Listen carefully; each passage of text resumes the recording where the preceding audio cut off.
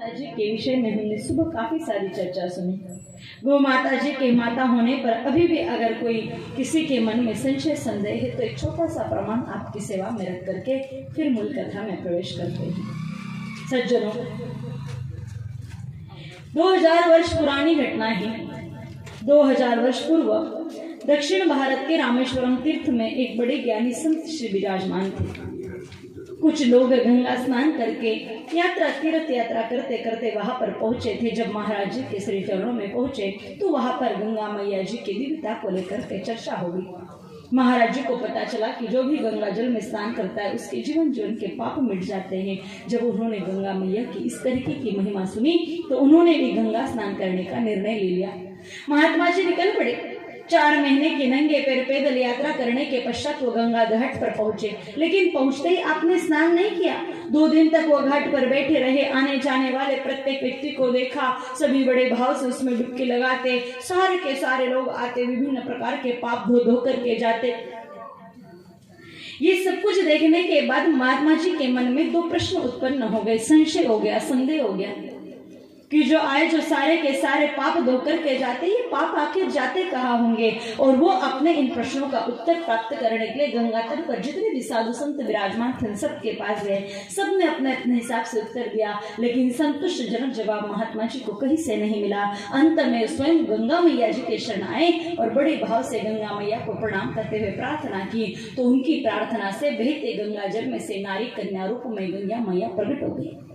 गंगा मैया के प्रकट होते ही महात्मा जी ने बड़े भाव से प्रणाम किया। मैया जी ने उन्हें आशीर्वाद प्रदान किया। कहते, बोलो महात्मा जी कैसे याद किया? जैसे आप और हम बात करें ना, वैसे वो गंगा मैया से प्रत्यक्ष बात करे थे। सिद्ध संत थे, साधना तपोबल शक्ति थी उनके पास। कि बोलो महात्मा जी कैसे याद किया? मैया जी ने कहा। कहते, मैया 4 महीने के नंगे पैर पैदल यात्रा करे तेरे धाम पहुंचा हूँ। तेरे जल में स्नान करना चाहता हूँ, लेकिन मन में कुछ संदेह है, वो संशय मिटेंगे तो ही मैं आपके जल में स्नान करूंगा, और बिना स्नान के गंगा घाट छोड़ करके जाने वाला भी नहीं हूँ। मैया ने कहा, बोलो क्या हुआ? कहते, मैया क्या वास्तव में आपके जल में स्नान करने से सबके पाप मिट जाते? कहते, बिल्कुल, जो भी मेरे जल में अर्थात गंगा जल में स्नान करता है उसके पाप मिट जाते। राजा भागीरथ स्वयं तपस्या करके मुझे धराधाम प्रसिद्ध इस कार्य से लाए थे। कि ठीक है मैया, और वास्तव में वो जो पाप आपके जल में रह जाते वो पाप फिर जाते कहाँ है? मैया जी मुस्कुराई और कहा, यूं तो सर्वसामान्य लोगों को बताने की बात नहीं, लेकिन आप भी पवित्र हो, मैं भी पवित्र हूँ। पवित्र रहने के कारण में मुझे भाई बहन हो गए, और बहन भला अपने भाई से क्या छिपा, इसलिए आपको ये राज बताती हूँ। दरअसल लोग आते हैं, मलमल के मेरे जल में नहाते, अपने संपूर्ण पापों को छोड़ते, फिर स्नान करने के पश्चात थोड़ा सा ऊपर चढ़ते हैं। ऊपर चढ़ करके ऊपरी वस्त्र पद्धति ओढ़ करके और 10 सीढ़ी ऊपर चढ़ते, वहां तरह तरह की दुकानें लगी होती, वहां पर लीटर 2 लीटर 10 लीटर 5 लीटर अलग अलग पीपियां मिलती, उसमें से वो एक पीपी खरीद करके लाते हैं, ढक्कन खोलते हैं, गंगा जी में डुबोते हैं और अपने अपने हिस्से का पाप अपने संग ढक्कन लगा करके वापस ले जाते हैं। इसलिए मेरे जल में पाप ही ना है। कहते, मैया इसका मतलब गंगा जल घर पर नहीं ले जाना चाहिए? कहते, बिल्कुल नहीं, गंगा जी आओ मलमल के नहाओ, लेकिन गंगा जल संग में कभी ना ले जाओ। कहते, मैया आप तो हमारे शास्त्र के विरोध में बोल रही हो। हमारे शास्त्रों में तो लिखा है कि जन्म मरण में, परण पढ़न में, हर एक शुभ अशुभ कर्म में गंगा जल की जरूरत होती है। अगर हम गंगा जल घर लेकर के जाएंगे नहीं तो गंगा जल का उपयोग कैसे करेंगे? मैया जी ने कहा, बात बिल्कुल सत्य है, लेकिन उन्हीं शास्त्र ग्रंथों में ये भी लिखा है कि गोमय वस्ते लक्ष्मी गोमूत्रे च गंगा।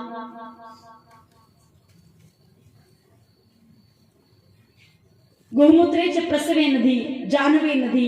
गाय माता जी के गोमूत्र में ही मेरा मूल रूप से निवास है। मैं मूल रूप से गौ माता के गोमूत्र में ही बैठती हूँ, इसलिए यहाँ आओ मलमल के नहा धो करके चले जाओ, कोई दिक्कत नहीं। लेकिन घर पर अगर आपको अपने निज कार्य से गाय माता जी के गोमूत्र की गंगा जल की जरूरत है तो एक तांबे का बर्तन गैया जी के गोबर के कंडे की राख से अच्छे से साफ सुथरा मांज लो, उसी में शुद्ध जल भर दो और 11 बूंद जैसी गैया जी की गोमूत्र की डाल दो।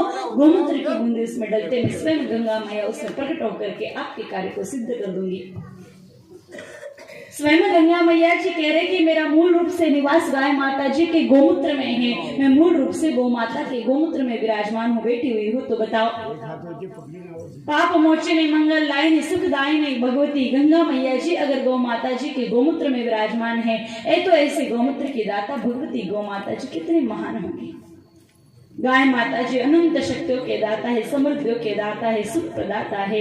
लेकिन ऐसी भगवती गौ माता जी को हमने पहचानने में भूल कर दी। अपने हाथ को लगाता हीरा, लेकिन हीरे की परखी नहीं और उसको साधारण सा पत्थर समझ करके बाट बना करके जीवन भर उसको तोल तोल करके बेचा है। शायद सही समय पर हम गाय माता जी के महत्व को समझ जाते, जान जाते, पहचान जाते तो उस आनंद कंद भगवती गौ माता की सेवा से अपने जीवन को सुखपूर्वक बना लेते।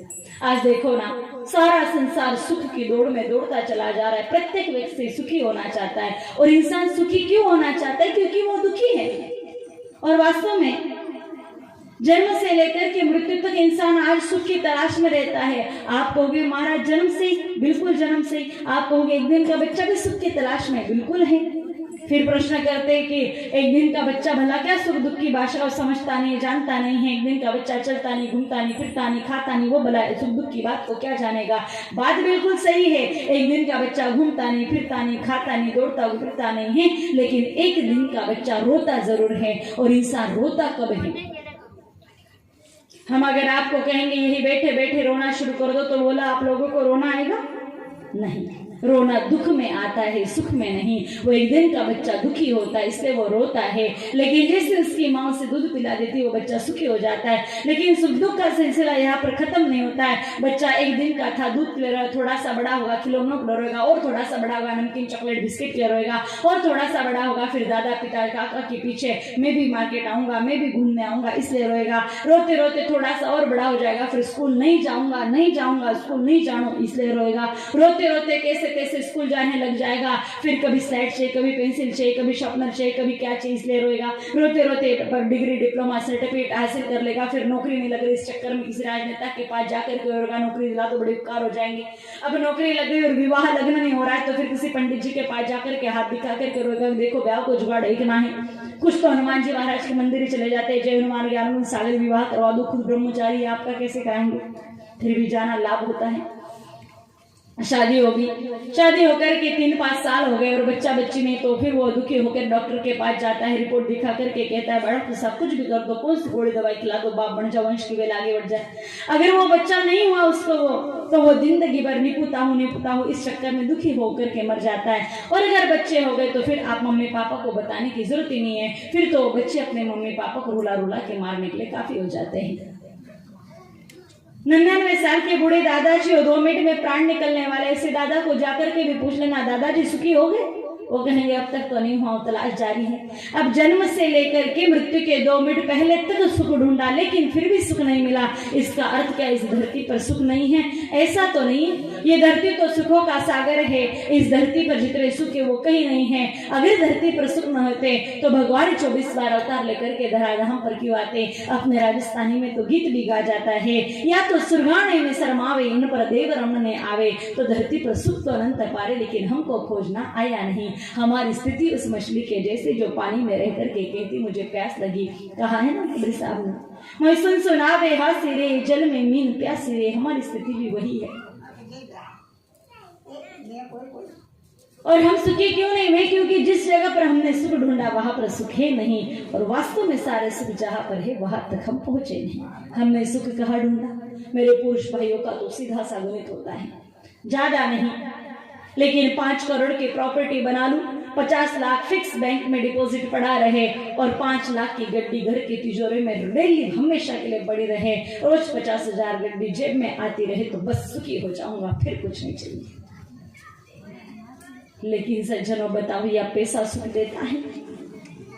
अगर पैसा सुख देता तो इस संसार के जितने भी धनी होते वो सुखी होते। हमने तो देखा है जैसे जैसे पैसा बढ़ता है बीपी डायबिटीज हाथों हाथ हाई होती चली जाती है। जैसे जैसे पैसा बढ़ता है वैसे वैसे गोली दवाई डायबिटीज लेवल भी बढ़ता चला जाता है। अगर धन में सुख होता तो फिर धनियों के साथ ऐसा न होता।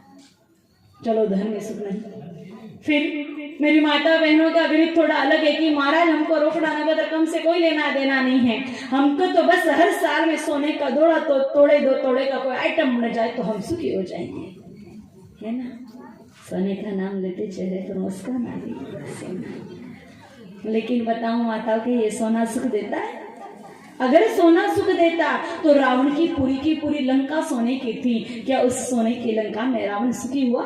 आप कहोगे वो दुष्ट है, पापी है, दुरात्मा है। चलो धर्मात्मा की बात कर लेते। आप ऐसा त्योहार का दिन फिर भी अगर यहाँ पर एकत्रित हुए हो तो निश्चित रूप से धर्मात्मा हो तो धर्मात्माओं की बात करते। माँ सीता जी से तो श्रेष्ठ धर्मात्मा ऐसा संसार में कोई नहीं।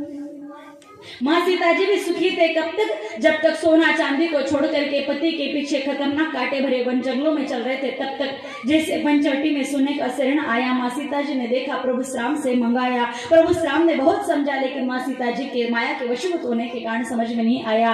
तब प्रभु श्राम ने कहा, सीते तू सोना केरी, लेकिन देखिए सोना कितना दुख देता है। और वही हुआ, सोने का दुष्ट हरणी के चक्कर में रावण आया, माँ सीता जी का हाथ पकड़ करके ले गया। और रावण की लंका में माँ सीता को पता चला कि सोना सुख देता है या दुख। चलो सोने में सुख नहीं, फिर मेरी माताओं की सोच होती है, भाइयों की सोच होती है, बड़ो सारो मकान बन जावे तो बस सुख सुविधाओं भरा मकान बनते सुखी हो जाऊंगा। लेकिन बताओ, जितना सुख छोटे से 4 कमरों वाले मकान में था, क्या 13 कमरों वाले इन बड़े बड़े मकानों में है? पहले कच्चे मकान होते थे, भले 4 कमरे रहते थे, एक चौक रहता था। होली दिवाली आराम से उसको निपाई पुताई करके साफ सुफ हो जाते थे। सर्दी गर्मी बरसात कुछ भी त्योहार आए मौसम हो, लेकिन कोई दिक्कत नहीं थी। अब जब से ये 13 कमरों के बड़े बड़े मकान बनाए, 2 के झाड़ू पोछे करते करते कमर दुखने लग जाती, तीसरे में तो झाड़ू ही नहीं होता है, 13 के झाड़े नहीं झटके जाते। लिपाई पुताई की तो बात ही मत करना, खुद की शादी में पूरी बिल्डिंग को कलर हुआ जो हुआ, उसके बाद बेटे के शादी में कलर होता है। और गर्मी में लाइट चली जाए तो वायरमैन को गालियां देते देते जीभ सूख जाती है, लेकिन गालियां देना बंद नहीं हो पाता है। लाइट बिल इतना आता है कि भ्रष्टाचार के बिना चुपता भी नहीं, चुप भी नहीं पाता है। बड़े मकानों में भी पूरा सुख नहीं। चलो फिर तो महाराज आपके जैसे बाबा बन जाए, हाथ में कंठी माला लेकर के किसी पहाड़ पर जाकर के राम राम राम राम जपते रहे, वहां तो सुख मिल जाएगा। वहां पर भी चले मत जाना, सुख मिलने वाला नहीं। मैं यूं नहीं कहती कि राम नाम का जाप मत करो, बिल्कुल हम भी पूज्य गुरुदेव भगवान के शरण में आने के पश्चात रोज सुबह नित्य नियम से राम नाम का जाप करते हैं। लेकिन अगर आप कर्म छोड़ करके कहीं जाकर के जाप करने की बात करो तो वहां सुख मिलने वाला नहीं। गीता जी में योगेश्वर भगवान ने अर्जुन को कहा, योगः कर्मसु न कौशलम, हे अर्जुन कर्म तो करना ही पड़ेगा। उल्टा महात्मा लोगों ने, महापुरुषों ने उन लोगों के लिए कहा है जो काम धंधा अपना काम का छोड़ करके दूर किसी जगह पर बैठ करके भगवत भजन करते, उसके लिए कहते हैं। भगवान ने भी कहा है कि तेरे हाथों में कुछ भी काम नहीं है, इसलिए बैठे बैठे मेरा नाम जप रहा जा, तू एक बार नाम जपेगा, एक पुण्य तेरे खाते में जमा हो जाएगा। लेकिन आपके जैसे पुरुषार्थी जो समाज की व्यवस्था को देख रहे हैं, बच्चों को पढ़ा रहे लिखा रहे हैं, उनके सारे कामकाज को कर रहे हैं, ऐसे लोगों के लिए भगवान कहते हैं इतना तेरे हाथों में काम है, फिर भी तेरे मुख में मेरा नाम है, जा तू नाम एक बार जपेगा लेकिन लाख पुण्य तेरे खाते में जमा हो जाएगा। अब आप कहोगे सुख यहाँ नहीं, वहां नहीं, इधर नहीं, उधर नहीं, तो फिर सुख कहाँ है? तो सुख का मूल मार्ग बताया है महाभारत में। हम आपको पूरी महाभारत नहीं सुना रहे हैं, महाभारत का केवल मात्र एक श्लोक। और महाभारत साधारण ग्रंथ नहीं है, धरती का सबसे बड़ा महाकाव्य है महाभारत, और उसकी रचना भी साधारण नहीं। 24 अवतारों में से एक कृष्ण देवपान वेदव्यास भगवान ने उस महाभारत को कहा। और लिखने के लिए गणाधिनायक भगवान गणराज बुद्धि के देवता गणेश जी को बुलाया और कहा, हे गणेश मैं बोलता जाऊंगा, आप सुनना, लेकिन बिना सोचे समझे मत लिखना, जो भी सुनोगे वो सोच समझ करके लिखना। इतनी सावधानी के साथ जिस महाभारत की रचना हुई है उसके अनुशासन पर्व में लिखा है, मात्र सर्वभूतानां गावः सर्व सुखप्रदा की शर्त लगा दी, कंडीशन अप्लाई, मात्र सर्वभूतानां कि जो गाय माता जी को माता जानकर के सेवा करेगा वो जन्म जन्म तक सुख पाएगा। अब प्रश्न यही पर आकर के अटक जाती है, क्या हम गाय माता जी को माता मानते हैं? गर्दन भले ही हाथ ही गई, लेकिन हम गाय माता जी को सिर्फ माता कहते हैं। हम सिर्फ कहते हैं गाय हमारी माता है, गाय हमारी माता है, दूध देवे जितने तो माता माता, और दूध देना बंद कर दिया कि दे लाता और गुरु सुने काढ़ा। और यही चिद्दम रिश्ता हम लोगों को निभाना आता है, इसलिए तो मानव जन्म जन्म तक दुखों को पाता है। हम सिर्फ कहते हैं गाय हमारी माता है, अगर हकीकत में गाय हमारी माता ये आप स्वीकार कर चुके हो तो बताओ, अगर गाय माता जी को माता मानते तो आंगन में बांध करके सेवा करते हो, गाय माता दर दर ठोकर खाती हुई नजर क्यों आती है? अगर गाय हमारी माता है तो बताइए, आज त्योहार का दिन है, हम सब ने होली खेली, क्या गाय माता जी भी परिवार का हिस्सा, तो उनको भी रंग लगाना हम लोगों को याद आया? गाय हमारी माता है कहते हो, घर में शादी विवाह लग्न होता है, सब लोग सोने चांदी का छोटा बड़ा आभूषण साड़ी के कपड़ा खरीदते हैं। अपने बेटे के शादी में गाय माता के लिए साड़ी ओढ़ना याद आया? सोना चांदी तो गैया मैया पहनती, लेकिन पीतल की घंटी भी लाकर के गैया जी के गले में बांधने की याद आई? नहीं। हम सिर्फ कहते हैं गाय हमारी माता है। हमारी कोई भी माता हो, नानी है, काकी है, मौसी है, बुआ है, जन्म देने वाली माता है, अगर कोई शांत हो जाती है तो हम उनके शरीर को विधि विधत नहलाते हैं, स्नान करवाते हैं, फिर शव यात्रा निकालकर अंत में स्मशान घाट पर जाकर के अंतिम संस्कार करते हैं। अगर गाय हमारी माता है तो बोलो, गाय माता ने प्राण छोड़ देने के बाद उनके साथ इस प्रकार से विधिवत कर्म किया? नहीं। गाय माता प्राण छोड़ देती तो उनको ट्रैक्टर के पीछे बांध करके घसीटते घसीटते ले जाते और गांव के बाहर फेंकवा करके आ जाते हैं। फिर चिल कौवे उसको नोच नोच करके खाए या कुत्ते फाड़ फाड़ के खाए, इससे हमें कोई लेना देना नहीं है। और जब तक इस प्रकार का रिश्ता हम निभाएंगे तब तक जीवन में सुख भी आने वाला नहीं है। भावपूर्ण तरीके से गाय माता जी को माता जान करके, अपने परिवार का एक हिस्सा जान करके हम जब भी खाए तब गौ माता को जिमाओ। हम जो खा रहे वो जिमाओ। सर्दी गर्मी बरसात उनके त्योहार अनुसार ओढ़ने की, फैन पंखे की, ठंडे गर्म पानी की सभी व्यवस्था रखो। फिर देखो भगवती गौ माता जी कितनी कृपा करती है। हम गौ माता जी के पास जाने में देरी कर सकते, लेकिन वो भगवती मैया जी लौटाने में देरी कभी नहीं कर सकते। महापुरुषों ने कहा है, जन्म से लेकर के मृत्यु तक सारे सुख भगवती गौ माता हमें प्रदान करती है। लेकिन उससे भी बड़ा सत्य है कि जन्म से पहले और मृत्यु के बाद भी अगर हमें सारे सुख को दे सकता तो वो शक्ति है भगवती गाय माता। अगर हम चर्चा करें कि जन्म से पहले भगवती गौ माता सुख कैसे दे सकती तो थोड़ी सी चर्चा करते हैं। हमारे समाज में, अपने अड़ोस पड़ोस में, दोस्त मित्रों में, रिश्तेदारों में ऐसा कोई है कि शादी लग्न हो गया, 5 साल हो गए, 7 साल हो गए, 10-12 साल हो गए, लेकिन अभी तक संतान नहीं हुआ है, तो वो बड़े दुखी हो जाते हैं। ऐसी परिस्थिति में समाज के कुछ लोग उनको बांझ, पुता इस प्रकार के कलंक से कलंकित करते हैं। फिर ऐसे दुखी दंपत्ति संतान प्राप्ति के लिए अपनी हर एक प्रयास कर लेते हैं।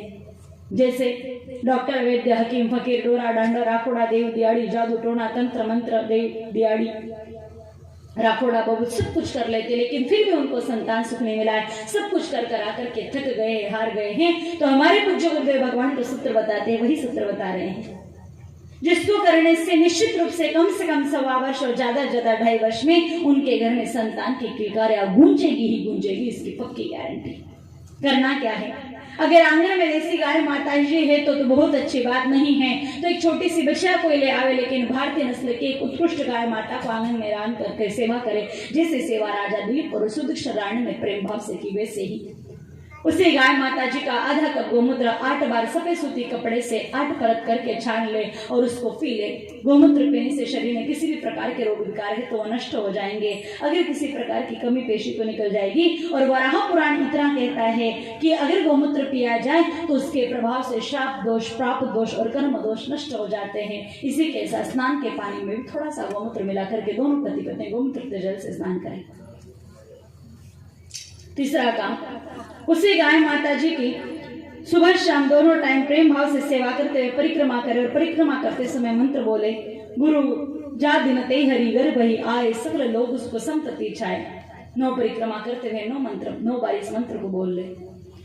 अगर नारी के शरीर में किसी प्रकार की कमी, जैसे गर्भाशय की दीवार थोड़ी सी पतली है या ज्यादा मोटी है, इस प्रकार की कोई दिक्कत है, गर्भाशय संबंधित और भी कई प्रकार की समस्या है, तो उसके लिए औषधि देसी गाय माता जी के दूध में देसी कपास की जड़ों को उबाल करके खीर बनानी है और 1 कटोरी खीर सिर्फ सवाम है तो उस नारी को सुबह सुबह भोजन आदि नाश्ता करने से पूर्व कर लेनी है। अब देखो, देसी कपास तो मिलता नहीं, हाइब्रिड डीपी इत्यादि का प्रचलन है, थोड़ा सा पुरुषार्थ करना पड़ेगा, मेहनत करनी पड़ेगी। करना क्या है? देसी गाय माता जी के 10 महीने पुराना गोबर जो खाद बन गया है, ऐसा थोड़ा सा गोबर, थोड़ी से जंगल में वन में अगर कोई बरगद का पेड़ है तो उसके नीचे की शुद्ध मिट्टी, थोड़े से बिल्व पत्र और थोड़ी सी तुलसी दल, इन चारों को मिक्स करके क्यारा तैयार करना है। आंगन में जगह हो तो ठीक है, नहीं तो छत पर गमलों में रख दो, नहीं तो खेती में जहां पर भी जगह है वहां एक क्यारा तैयार करना और उसमें देसी कपास के बीज को बोना है।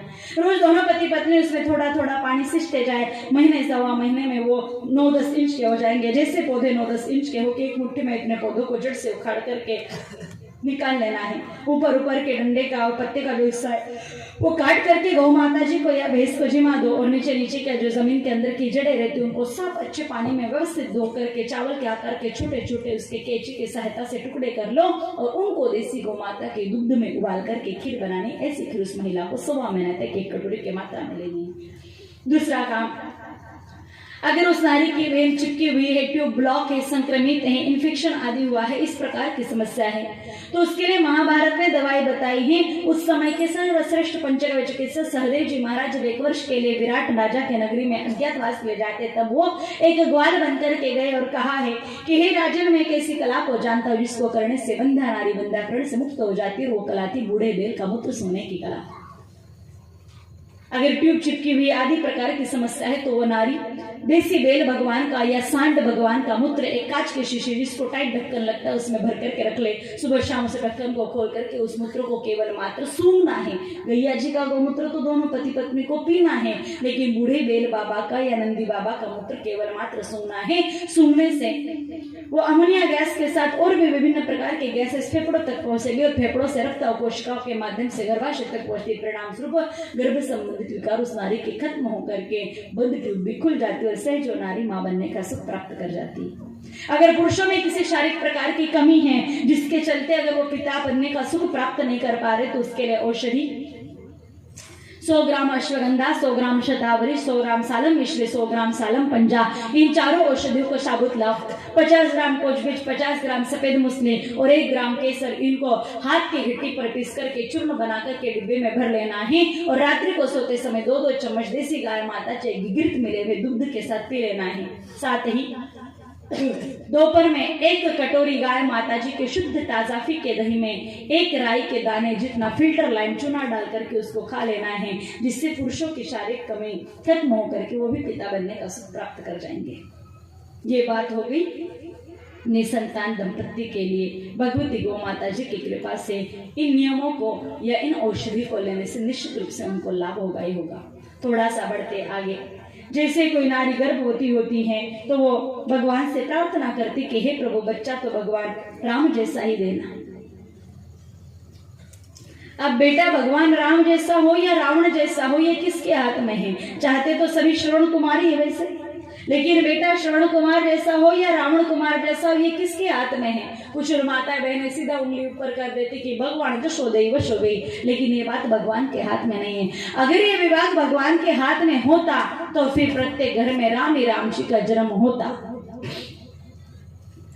रावण का कहीं खाता ही नहीं खुलता, लेकिन ये बात भगवान के नहीं, हम माता बहनों के हाथ में। इसमें पिता और मामा का भी कोई दोष नहीं। काफी सारे लोग होते हैं जो पिता को दोष देते हैं कि बाप को खानदान पर गयो है, कुछ पिता कहते हैं कि थारा बाप का खानदान पर गयो है। न तो बच्चे पर नाना का प्रभाव पड़ेगा न दादा का प्रभाव पड़ेगा, बच्चे पर सिर्फ असर माँ का पड़ेगा। अगर पिता का असर पड़ता तो फिर दक्ष प्रजापति की 2 बेटियां, एक ही पति कश्यप ऋषि से पाई, दोनों बहनों के पिता भी एक थे, पति भी एक थे, लेकिन फिर भी अदिति की सारी संतान देवता ही देवता हुई और अदिति की राक्षस हुई। कारण सिर्फ माँ के हाथ में है कि वो किन नियमों का पालन करके कैसे संतान को जन्म दे। आज भी अगर घोर कलिकाल में कोई नारी ठान ले तो कौशल्या बन करके भगवान राम जी को जन्म दे सकती है, और सिर्फ सोच ले तो दुष्ट केतरी बन करके राक्षस रावण को भी जन्म दे सकती है। ये बात सिर्फ माताओं के हाथ में कि संतान कैसे हो। और अगर कोई नारी गर्भवती हो गई है और जानना चाहती कि आने वाला बेटा राम जैसा है या रावण जैसा, तो भी जान सकती है। कैसे? जैसे नारी गर्भ धारण कर ले तो हनुमान श्री रामचंद्र मानस की चौपाई कहती है, जा दिनते हरि गर्भ ही आए, सकल लोग सुख संपत्ति छाए। अर्थात अपने घर की बहू बेटी गर्भवती हो जाए और फिर अगर शुभ समाचार आए, जैसे किसी को नौकरी लग गई, प्रमोशन हो गया, शादी सगाई संबंध जुड़ आए, शादी की तारीख निकल आई, कुआं खोदा उसको अच्छे से पानी लग गया, बढ़िया गौ माता जी ब्याह गए, अगर ऐसे शुभ शुभ घटनाएं घटे तो समझ जाना आने वाले भगवान राम और कृष्ण भगवान के जैसा है। और विपरीत समाचार आए, किसी की नौकरी छूट गई, किसी की टांग टूट गई, एक्सीडेंट हो गया, शादी सगाई टूट गई, तलाक डिवोर्स हो गया, प्रमोशन रुक गया, बढ़िया 4 किलो दूध देने वाली भैंस का पाड़ा मर गया, तो समझ जाओ आने वाले रावण और कंस के डिपार्टमेंट का है। अब पता चल गया तो करोगे क्या? आगे 3 नियम बता रही हूँ। अगर इन 3 नियमों का पालन गर्भवती नारियां करती है तो निश्चित रूप से उनको भगवान राम श्रवण कुमार जैसी संस्कारी संतान ही पुत्र रूप में मिलती है। और वैसे भी कोई भी नारी जब गर्भवती होती तो भगवान से प्रार्थना तो करती है, प्रभु बच्चा श्रवण कुमार जैसा देना। बुढ़ापे में चारों धाम की यात्रा कराए नहीं कराए, लेकिन बीमार हो जाओ तो हॉस्पिटल लेकर के चला जाए, गोली दवाई दिला दे, रोज नहीं लेकिन हफ्ते में 2 बार इसे पास में बैठ करके फ्रेंड से 2 मिनट की बात कर ले। और अगर ऐसा बेटा चाहते हो तो 3 नियम। हालांकि उन 3 नियमों को सुनते ही आप हंस पड़ोगे कि महाराज कैसी बातें करते हो, लेकिन उनकी गहराई को समझने के बाद आपके बात समझ में आएगी। कौन से 3 नियम? पहला, जैसे नारी गर्भ धारण कर ले, गर्भवती हो जाए कि 1.25 सेर अनाज हाथ के गट्टी से पीस करके उसका दलिया बनाना है और दलिया बनाते समय मुंह से भगवान के गीत गाने हैं। आप कहोगे घट्टी का और बच्चे का क्या संबंध? घट्टी तो आटा बनाने का साधन है। बात बिल्कुल सही है, घट्टी आटा बनाने का साधन है, लेकिन वो घट्टी आटा बनाने के साथ साथ बढ़िया बेटा बनाने का भी काम करती। इसलिए हाथ की घट्टी चाहिए, वो आपकी इलेक्ट्रिक बटन वाली चक्कियां काम आने वाली नहीं है। वो घट्टी जब गोल गोल गोल गोल घूमती तो श्री हरि नारायण भगवान के सुदर्शन चक्र का रूप धारण कर लेती है, जिसमें से निकलने वाली सतो शक्ति उस माँ और बच्चे को सात्विक शक्ति प्रदान कर जाती है। परिणाम स्वरूप बच्चा बड़ा होकर के अच्छे काम करने वाला बनता है। वो घट्टी जब गोल गोल घूमती तो ऊपर का पत्थर नीचे के पत्थर पर घूमते गरड़ गरड़ की आवाज निर्माण करता है। वो गरड़ गरड़ की आवाज सामान्य आवाज नहीं, ब्रह्मनाथ का ब्रह्म स्वर है, जिसे सुनकर के पेट का शिव से जुड़ जाता है। और आप माताएं बताओ, अगर गर्भावस्था में बच्चा भगवान से जुड़ गया तो बड़ा होकर के माता पिता की सेवा करने वाला बनेगा कि नहीं बनेगा? नारी मुंह से भगवान के गीत गाए तो इस सब का असर भी पेट के बच्चे पर पड़ेगा ही पड़ेगा। श्रीमद देवी भागवत के अध्याय 2 प्रसंग में स्पष्ट लिखा है, गर्भवती नारी जैसा देखती, सुनती और बोलती, तीनों ही चीजों का असर पेट के बच्चे पर पड़ता है। अब आप माताएं बताओ, नेत्र मार्ग से सुदर्शन चक्र की शक्ति को लेगी, कर्ण मार्ग से ब्रह्मनाथ के ब्रह्मस्वर को सुनेगी, मुंह से भगवान के गीत गाई तो इस सब का असर पेट के बच्चे पर आएगा कि नहीं आएगा? आजकल की माताएं बहनें तो घट्टी चलाती नहीं है, भजन कीर्तन गाने का सिलसिला भी बंद हो गया है। बाकी पहले सुबह सुबह माता बहन 4 बजे उठ करके गट्टी पर आटा पिसा करती थी और खूंटा हाथ में पकड़ते अपने आप मुंह से भगवान की गीत शुरुआते। देश के पुरुष भाई भी सुबह सुबह प्रभात फेरी निकाल करके श्री राम जय राम जय जय राम करते थे। और जब तक घर घर में सुबह सुबह भगवत नाम संकीर्तन होता, बच्चे सुनते थे, गर्भवती नारियां सुनती थी, तो उन बच्चों पर संस्कार पड़ता। कहीं घंटी की आवाज सुनाई दो, उपरट फटाफट ताली बजा करके राधे राधे करते थे। अब राधे राधे करे नहीं करे, कहीं पर आवाज आने दो गाने भजन की, तुरंत डांस करना शुरू कर देते हैं। इसी का ही तो असर है भाई। आजकल माता बहनी घट्टी तो चलाती नहीं है, फिर रोज सुबह उठ करके चाय की तपेली में चम्मच चलाती और रात को जो गंदा गंदा यूट्यूब पर गाना देखा था, पिक्चर देखी थी, उसका गीत गुनगुनाती। सबका असर भी पेट के बच्चे पर आता ही आता है। दूसरा काम है, जो दलिया बनेगा वो दलिया गाय माता जी को जिमा करके गौ माता की परिक्रमा करनी। आप कहोगे परिक्रमा करने से क्या होगा? तो परिक्रमा में बहुत बड़ी शक्ति। लोग गोवर्धन जी, गिरिराज जी, कैलाश मानसरोवर जाकर के परिक्रमा कराते। आप किसी भी हिंदू मंदिर में चले जाओ, परिक्रमा मार्ग छोड़ा जाता है। क्यों? क्योंकि परिक्रमा करने से केंद्र में मध्य में जो भगवान है, उसकी भगवान को परिक्रमा करता उस भगवान की शक्ति मिलती, इसलिए परिक्रमा करनी चाहिए। अब पहले अलग से परिक्रमा करने की जरूरत ही नहीं थी। प्रत्येक घर में 4 से 10 गौ माता रहती, बहु बेटियां गर्भवती होती, ज्यादा भारी काम करके नहीं करती, लेकिन गोबर खींच लेती, चारा पानी डाल देती, रोटी छिमाने चली जाती, दोपहर में बछड़ों को इधर उधर बांध देती और 24 घंटे में 4-6 गौ माताओं के बीच में 8-10 परिक्रमा अपने आप हो जाती थी। अलग से परिक्रमा करने की जरूरत नहीं थी। अब सोच समझ के करनी पड़ेगी। तीसरा काम, रात्रि को सोते समय देसी गाय माता जी का दूध पी करके सोना है। आप कहोगे दूध पीने से क्या होगा? तो हमारे बड़े बुजुर्गों ने कहा है ना, नारी 9 महीना जैसा पिएगी दूध, 9 महीने बाद उसके वैसा ही जन्मेगा पुत्र। और मेरी ये भाषा अगर आपके समझ में नहीं आ रही है तो आप माता को गाली वाली भाषा में समझाती हो। गाली वाली भाषा माताओं की थोड़ी झट समझ में भी आती है। वैसे देखो, मंच पर बैठ करके भगवा धारण करके गले में माला आदि टांग करके तो गाली बिल्कुल नहीं बोलनी चाहिए, लेकिन फिर भी मैं आपको एक गाली बोल करके बताऊंगी। क्यों? क्योंकि उस गाली भले है लेकिन बड़ी मधुर गाली, उसका अर्थ बड़ा अच्छा है। जैसे कोई गीता जी का श्लोक हो। एक गाली अपने समाज में चलती थी, कोई बहुत बूढ़ी दादी है, बहुत बूढ़ी दादी है, बहुत बूढ़ी दादी, और उसका छोटा पोता अगर उसको बहुत ज्यादा परेशान करता है तो परेशान होकर के, हैरान होकर के वो दादी अपने छोटे से पोते को गाली बोलती थी, थारी माँ एडो की खान जन्म दियो थारे। बोलती थी कि ना बोलती थी? कि तेरी मैया ने ऐसा क्या खा के जना। इसका सीधा सा अर्थ यही तो है कि माँ जैसा खाती वैसा ही बच्चा होता है। तो हमने भी तो यही कहा, नारी 9 महीने अगर गैया मैया का दूध पेगी तो कृष्ण कन्हैया जैसा बेटा होगा, और नारी अगर 9 महीने तक भैंस का दूध पेगी तो फिर पड्डे जैसा बेटा होगा। और पड्डा कभी किसी की सुनता नहीं है। आप माताओं को भी अनुभव होगा, नहीं तो भाइयों को तो पक्का होगा। आप भाई लोग गाड़ी वाहन कुछ न कुछ चलाते होंगे। आप अपनी गाड़ी को लेकर के मार्ग पर निकल जाइए, रास्ते में गाय माता जी बैल भगवान भैंस और पड्डा मिल जाए, आप गाड़ी का हॉर्न बजाओ, हॉर्न की आवाज सुनते हो, गाय माता जी बैल भगवान सड़क से एक तरफ नीचे उतर करके चलने लग जाते। बोलो भैंस चलती है क्या? बजाते बजाओ बजाते जाओ, वो भैंस हलेगी? अब आप ही बताओ, जिस भैंस को गाड़ी का हॉर्न सुनाई नहीं देता है, ऐसे भैंस का दूध पी करके अगर गर्भ में बच्चों को बड़ा किया जा रहा है, तो बच्चे बड़े होकर के बुढ़ापे में हम लोगों की आवाज सुनेंगे। फिर कहती छोड़ छोड़ तो हुन्ने कोड़नी, तो भैया रो दूध पियो जो हुन्ने कोड़नी। और क्या, 200 रुपए लीटर में भी मिले तो भी चलेगा, लेकिन गर्भवती अवस्था में महिलाओं को, बहन बेटियों को दूध तो गौ माता जी का ही पिलाना चाहिए। विज्ञान भी इस बात को कहता है। आजकल सीधी सी फैशन बन चुकी है, जैसे नारियां गर्भवती होती जाती डॉक्टर के पास, डॉक्टर कहता है सब कुछ ठीक है लेकिन खून की कमी है। खून की कमी तो आएगी, क्योंकि दूध तो गैया मैया जी का पिलाते नहीं हो, भैंसों का दूध पिलाते, और भैंस के दूध से बढ़ता है फैट, चर्बी, मांस, जबकि गौ माता जी के दूध से बढ़ता था खून। अब गैया मैया जी का दूध है नहीं तो हीमोग्लोबिन लेवल तो डाउन आएगी। फिर डॉक्टर कहता है खून की कमी है, बहू को बेड रेस्ट करना पड़ेगा, नहीं तो कभी भी गर्भपात हो सकता है। अब बेड रेस्ट बोले तो क्या माताओं, खाओ पियो मौज करो, काम धंधा मत करो। अब आप ही माताएं बताओ, 9 महीने तक बहू रानी रेस्ट करेगी, काम धंधा बिल्कुल भी नहीं करेगी, तो टाइम पास करने के लिए फिर वो क्या करेगी? मोबाइल चलाएगी, और मोबाइल में शायद धाम धूम धाड़ दी डुशुम डुशुम देखते वैसा का वैसा पेट का बच्चा और बन जाता है। ये निश्चित है, जो भी वो देखेगी उस सब का असर तो पड़ेगा। महाभारत के इतिहास में कहा है कि अर्जुन जी ने अपनी गर्भवती पत्नी सुभद्रा जी को चक्र भेदने की कला सुनाई। सुभद्रा जी के समझ में आई नहीं आई, लेकिन पेट के अभिमन्यु चक्र भेदने की कला को सीख गए, और बड़े होकर के महाभारत के रणभूमि में भीष्म पितामह द्रोणाचार्य जैसे योद्धाओं के सामने चक्र को भेद करके अपने नाम को इतिहास में हमेशा हमेशा के लिए अमर कर गए। इस संसार की सबसे बेस्ट यूनिवर्सिटी है माँ का गर्भ। जो संस्कार आप गर्भवती अवस्था में बच्चों पर डाल सकते हो, वो बाहर आकर के उस बच्चों पर पड़ने वाले नहीं। इसलिए तो कहा पाका हंडा के गार को न लगे।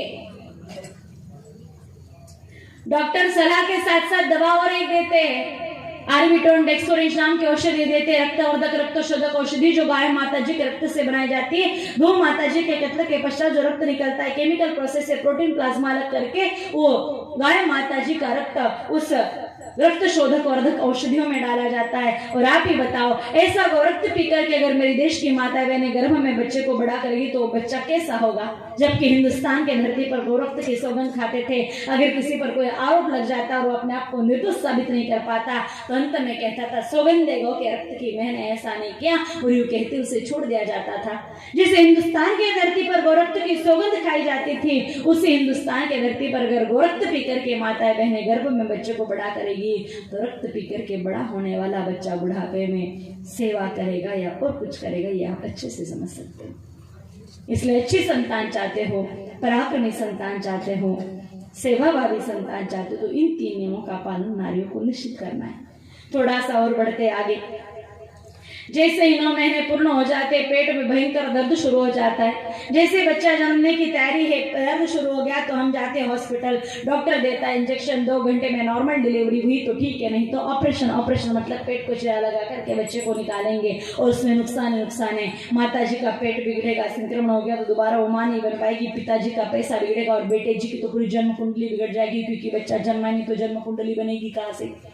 ऑपरेशन का मामला, और ऑपरेशन कुंडली का कोई फॉर्मूला ज्योतिष शास्त्र में ही नहीं। बच्चा जन्मे तो जन्म कुंडली बने, और जन्म कुंडली बनना भी जरूरी, क्योंकि उसी से नाम अक्षर व्यवहार इत्यादि सारी बातें नाम से ही तो होगी।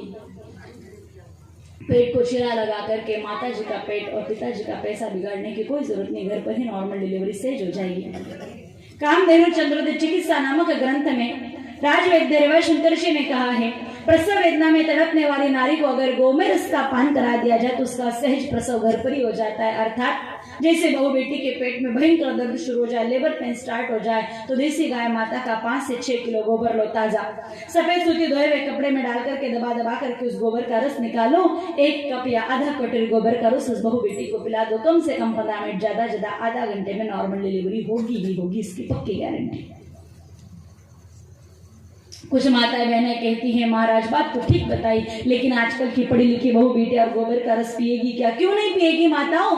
उस समय दर्द इतना भयंकर होता है, इतना खतरनाक होता है कि मेरा भाई जी का जहर का कटोरा ला करके दे दो तो भी गड़गड़ करके पी जाएगी, तो गैया मैया जी का गोमूत्र गोबर तो अमृत क्यों ना पिएगी? उस समय दर्द से बचने के लिए तो नारी गोबर का रस सहज भाव से पी लेगी। थोड़ा सा और बढ़ते आगे, जैसे ही घर पर संतान का जन्म हुआ, अगर बेटा हुआ है तो चेहरे खिल जाते हैं, पोतो वियो, छोरा हुआ है उनियो माँ के पोतो वियो पोतो। अगर लड़के का जन्म हो जाए तो क्या बजाते हैं? थाली। और छोरी को जन्म हो जावे तो कई बजावे माठो, छोरी देगी। तो पूछने भी आना कहीं कई कोने छोरी भी है। कुछ लोगों को तो मैंने इस हद तक देखा है, अगर मानो किसी के घर से बाहर निकल जाए, परिचय देना हो ऐसा कुछ, तो दीदी ये हमारा पोता, सुनना दीदी ये हमारा पोता है, और अगर ये हमारी बहू की बेटियां, पोता तो हमारा और बेटियां जो बहुओं की, ऐसे भी होते हैं। बड़ी दुर्दशा है अपने समाज के कहने को हिंदुस्तान एजुकेटेड लोगों का देश बनता चला जा रहा है, लेकिन ठीक था जब तक देश अशिक्षित था तब तक बेटियों को लक्ष्मी जान करके बड़े प्रेम से रखा जाता था, उनको गला घोट करके मारने की परंपरा हिंदुस्तान की धरती पर नहीं थी। ऐसी शिक्षा भी क्या काम की जो बेटियों को जिंदा जलाने की या जिंदा मरवाने की अनुमति दे रही है? हम पढ़े लिखे किस एंगल से लगते हैं? आज भी लड़का लड़की में भेदभाव हो रहा है। पालना घरों के बाहर आपको लड़के नहीं लड़कियों के ही नवजात छोटे छोटे देह मिलेंगे। कचरे के डिब्बे में फेंकते समय कोई लड़का नहीं फेंकने वाला, वहां लड़कियां फेंकी जाती है। अनाथ आश्रमों में भीड़ लड़कियों की ही ज्यादा है। अगर किसी बहू ने एक के बाद एक 2 या 3 बेटियों को जन्म दिया तो ताने मार मार करके उसका जीवन जीना बिल्कुल हराम कर दिया जाता है। परिणाम स्वरूप उस बहू को निर्णय लेना पड़ता है, या तो जहर पी करके मर जाए, अपने बच्चों को भी मार दे, या तो फिर किसी तालाब में या हौद में कूद करके प्राण दे दे, और नहीं कुछ तो ट्रेन के नीचे बच्चों को फेंक करके खुद भी ट्रेन के नीचे कट जाती है। ऐसा सब कुछ जिन माताओं ने बेटियों को जन्म दिया उनके साथ ही होता है। 4-6 बेटों को जन्म देने के बाद नारी के साथ इस प्रकार का व्यवहार तो नहीं करवाया जाता। और जब समाज में इस प्रकार की तस्वीर देखने को मिलती है तो लगता है कि हम जानवरों से भी गए बीते हैं। बुरा तो आपको खूब लगेगा, लेकिन कुतिया जिसको अपन निष्कृष्ट जानवर समझते हैं, वो एक साथ कई पिल्लों को जन्म देती, जिसमें कुछ नर होती मादा होती, लेकिन वो नर मादा में दूध पिलाते समय भेदभाव नहीं करती। देश में भले ही अकल कम है, लेकिन वो पाडा या पाड़ी में दूध पिलाने में भेदभाव नहीं करती है। और हम इंसान बुद्धिमान होकर के भी लड़का और लड़की में भेदभाव कर बैठते हैं। लड़का अगर कुल का दीपक है तो ध्यान रखना, बेटियां भी 42 पीढ़ियां तराने वाली होती है। लड़का अगर बुढ़ापे में सेवा करने वाला है, इस प्रकार की हमारी सोच है, तो बेटियां पियर्स से भले ही 4 दिन आएगी, लेकिन बेटा साल भर में जितना सुख नहीं देगा, जितना जान पूछ-पाछ नहीं करता है, उतना तो बेटियां 4 दिन में आकर के भी पूछ के चली जाती है। साल भर में से बेटा एक दिन भी पिता के पास बैठ करके घुटनों पर हाथ रख करके नहीं पूछेगा कि पिताजी यहाँ दर्द होता है क्या। बेटिया भले ही साल में 2 बार ही आएगी, लेकिन पिता के रोम रोम के दर्द को और माँ की हर एक स्थिति परिस्थिति को समझ करके उनको सांत्वना तो दे जाती है। मैं तो ज्यादा कुछ नहीं कहूंगी, मैं बस इतना सा कहूंगी कि अगर बेटा सुख देता है तो बेटियां भी सुख देती है, और बेटियां अगर सुख देने वाली नहीं तो बेटे भी कोई बहुत ज्यादा आप लोगों को सुख देने वाले नहीं है। बेटा हो या बेटी हो, भगवान का प्रसाद समझ करके सहज भाव से उनको स्वीकार कर लो। वैसे कुछ घर है ऐसे, कुछ माताएं भी है ऐसी जो बेटी को ही जन्म देना चाहती कि पहली बार बिटिया रानी हो जाए, मुझे बेटी की बड़ी शौक है। ऐसा ही तो अग्नि पुराण में उन माताओं बहनों के लिए बड़ी सुंदर बात कह रखी है। अगर जूही के फूलों, जिसको जाति के फूल कहा जाता है, घी में डुबो करके अगर उनकी आहुति यजुर्वेद के मंत्रों के साथ लगा दी जाए तो उस घर में पहली बार कन्या रत्न का ही जन्म होता है। अगर कोई नारियां बेटी को जन्म देना चाहती हैं तो औषधि उपचार भी है, लेकिन हाँ अगर पहले 2 बेटे हो गए और तीसरी बार बिटिया चाहते तो उसके लिए यह औषधि काम आएगी। करना क्या है, तीसरी बार अगर पुत्र बेटी को चाहते हैं, कन्या रत्न प्राप्त ऐसी इच्छा रखते हो तो नारी का गर्भ जैसे 1.25 महीने का हो जाए, गर्भ 1.25 महीने का होने के बाद शिवलिंग के 18 ग्राम बीज रोज प्रतिदिन 7 दिनों तक जिस गाय माता के नीचे बछिया है, जिस गैया मैया ने बछड़ी को जन्म दिया है, ऐसे गौ माता के दुग्ध के साथ शिवलिंगी के बीज को लिया जाए तो परिणाम स्वरूप उस नारी की कोख से कन्या का जन्म होता है। शिवलिंगे के बीज पंसारी की दुकान पर मिल जाएंगे, बड़े छोटे छोटे होते हैं। आप हथेली पर अगर डाल दो तो यूं लगेगा कि छोटे छोटे शिव जी की बहुत सारी मूर्तियां अपने हथेली पर है, बिल्कुल शिव जी के लिंग के समान दिखते हैं। लेकिन इस चर्चा को सुनने में किसी को रुचि नहीं है, क्योंकि बेटियां किसी को चाहिए नहीं। बेटा के बताओ था तो पहुंचा माँ के, है ना। बेटे की भी बताते, लेकिन पहले सावधानी सुन लो। पहले अगर 2 बेटियां हो गई है और तीसरी बार बेटा चाहिए इस अभिलाषा से अगर दवाई ले लो तो ठीक है।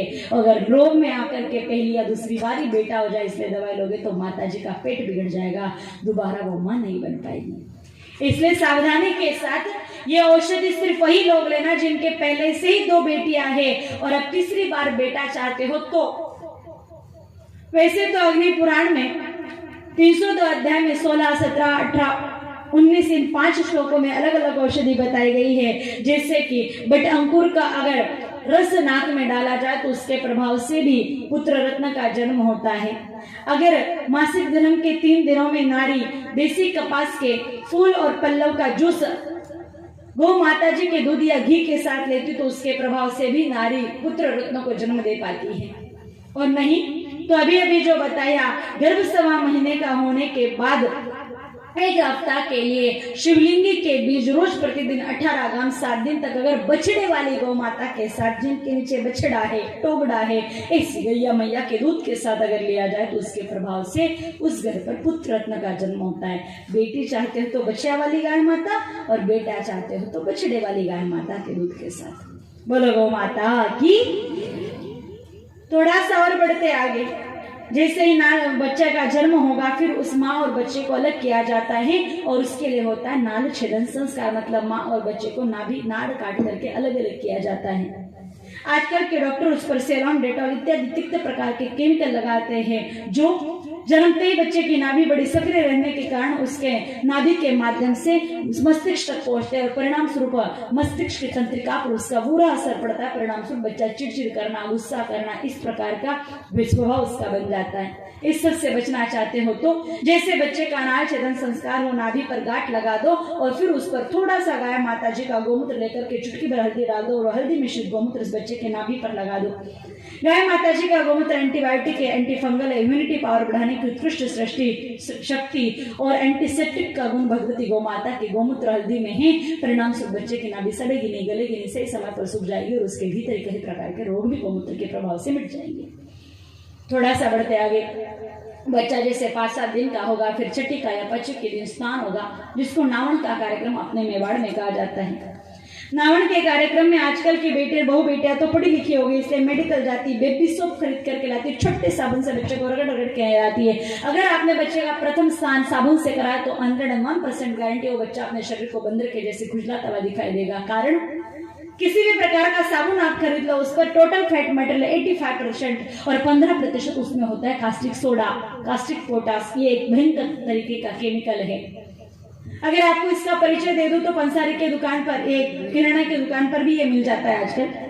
कच्चे पोहे के जैसा उसका स्ट्रक्चर होता है। अगर आप एक पोहे के जितना वो कास्टिक सोडा अपने हथेली पर डाल दो, ऊपर से 2 बूंद वो पानी डाल दो तो आपका हाथ इतना भयंकर जल जाएगा कि कोई स्किन डिसीज स्पेशलिस्ट डॉक्टर भी 4 महीने तक उस हाथ की जख्म को सही नहीं कर पाता है। इतना भयंकर केमिकल होता है। और ऐसा ही है कास्टिक सोडा, कास्टिक पोटास प्रत्येक साबुन में 15% होता है। इस प्रकार से साबुन से अगर बच्चे को नहलाओगे तो त्वचा रोग तो होना ही है। करना क्या है, शास्त्रों की मानो तो अगर बच्चे का प्रथम स्नान कर रहे हो तो तांबे का बर्तन ले लो। अगर उसकी 3 लीटर पानी लेने की क्षमता है तो उसमें 300 ग्राम पहले गोमूत्र डाल दो। उस गोमूत्र को उस तांबे के बर्तन में चारों तरफ अच्छे से हिला लो। गोमूत्र और उस तांबे के बर्तन जब मिलेंगे तो उसमें रिएक्शन होकर के उसमें त्वचा रोगों से बचाने वाले दिव्य औषधि का प्रकटीकरण निर्माण हो जाएगा। फिर उसमें आप 3 लीटर पानी डाल दो और उस गोमूत्र जल से बच्चे का स्नान करा दो। अगर इसे गोमूत्र जल से बच्चे का प्रथम स्नान हुआ है तो फिर उसको स्किन डिसीज, त्वचा रोग, चर्म रोग होने वाले नहीं हैं। और बढ़ते हैं थोड़ा सा आगे। फिर बच्चे को पहली बार खिलाया जाएगा। बच्चा जब तक 6 या 8 महीने का होता है तब तक अपनी माँ का ही दूध पीता है। उसके बाद वो ऊपरी पदार्थ खाना शुरू करता है, जिसको सप्लीमेंट्री फूड भी आजकल की भाषा में कहा जाता है। कुछ माताएं सार्लैक्स खिलाती हैं। पहली माताएं बहनें तो दूध में रोटी चूर के खिला देती, घी में रोटी चूर करके खिला देती, कड़ी छाछ में रोटी चूर के खिला देती। आजकल की माताएं बहनें पढ़ी लिखी होगी, इसलिए फिर सार्लैक्स, बोर्नविटा, बूस्ट फूस्ट पता नहीं क्या क्या कचरा मिलता है मार्केट में, उठा उठा खिलाती, बच्चों को गोड़ गोड़ के खिलाती हूँ। खिलाओ, नहीं तो आपके स्टैंडर्ड को धक्का लग जाएगा। लेकिन आप ये एनर्जी फूड के नाम पर, जितने भी सप्लीमेंट्री फूड के नाम पर मिलने वाले आइटम खिलाते हो, इसमें होता क्या है? बिल्कुल सड़ा हुआ गेहूं और चने का आटा जो 2 रुपए किलो में भी नहीं बिकता है।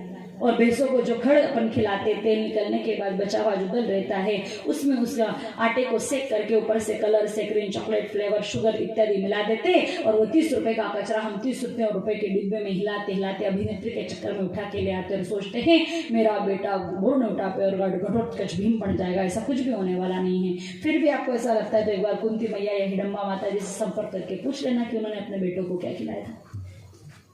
सच बात कहूं तो एक मक्के के रोटे में जितनी ताकत होती है ना, उतनी ताकत भी उस पूरी डिब्बे के आइटम में नहीं होती है।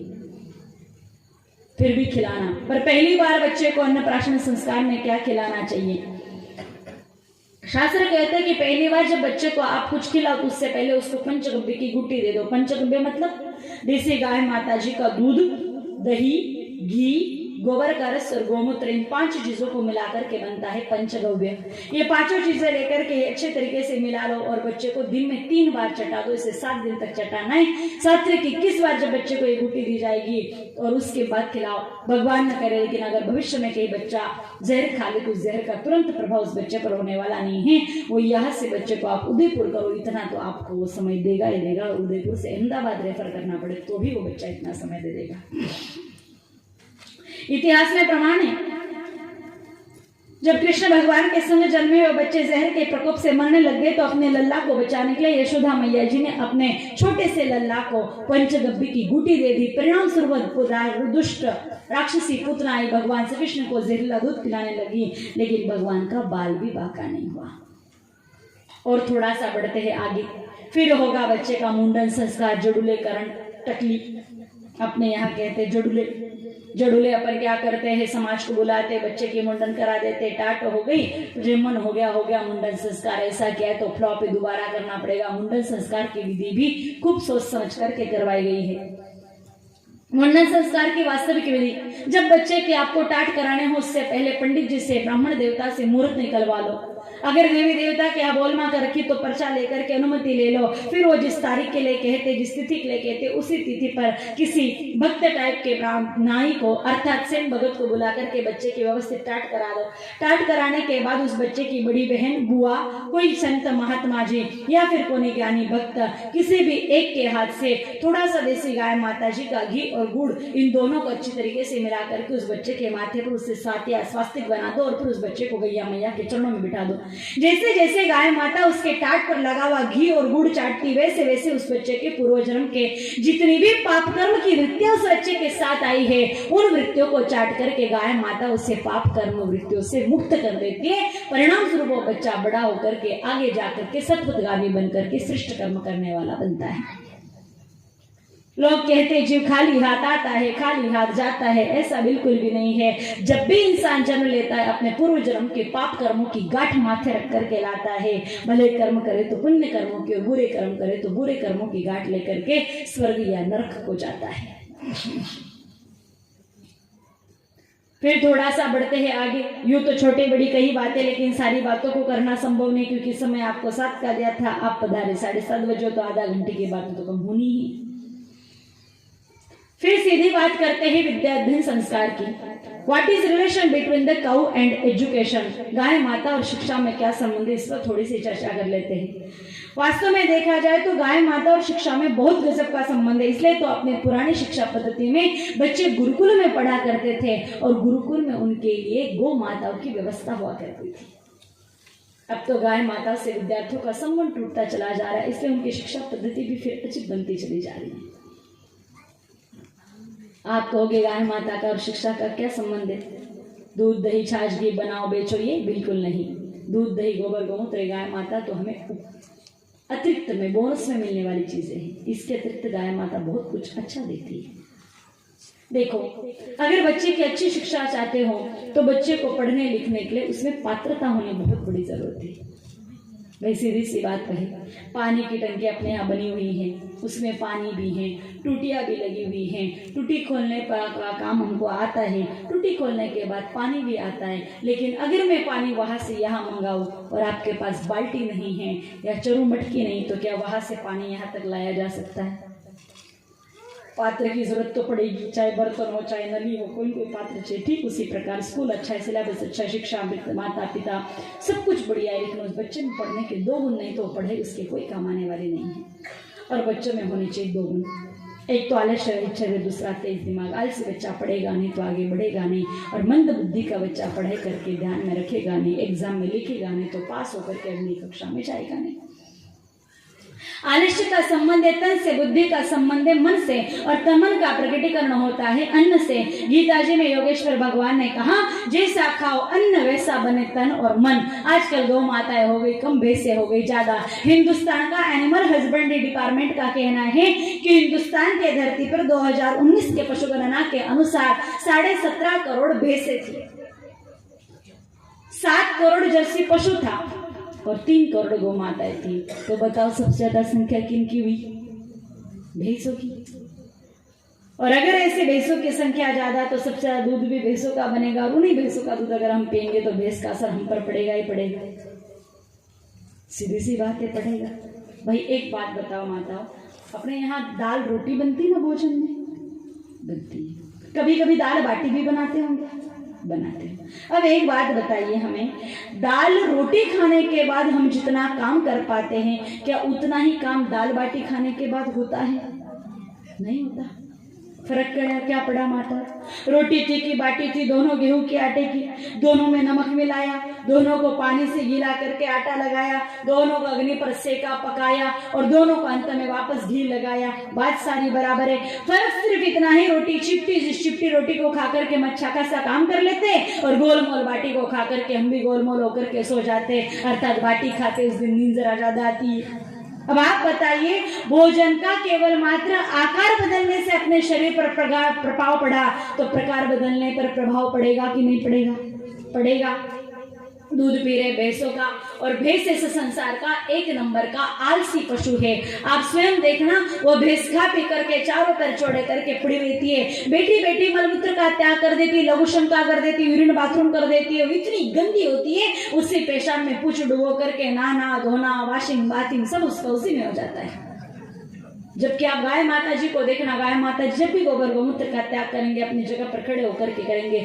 अब आप ही बताइए, जिस भैंस को मलमूत्र का त्याग करने जैसा छोटा सा काम करने में आलस आ रहा है, तकलीफ हो रही है, ऐसी आलसी भैंस का दूध पीने के बाद हमको काम करने में, बच्चों को पढ़ाई करने में आलस आएगा नहीं आएगा?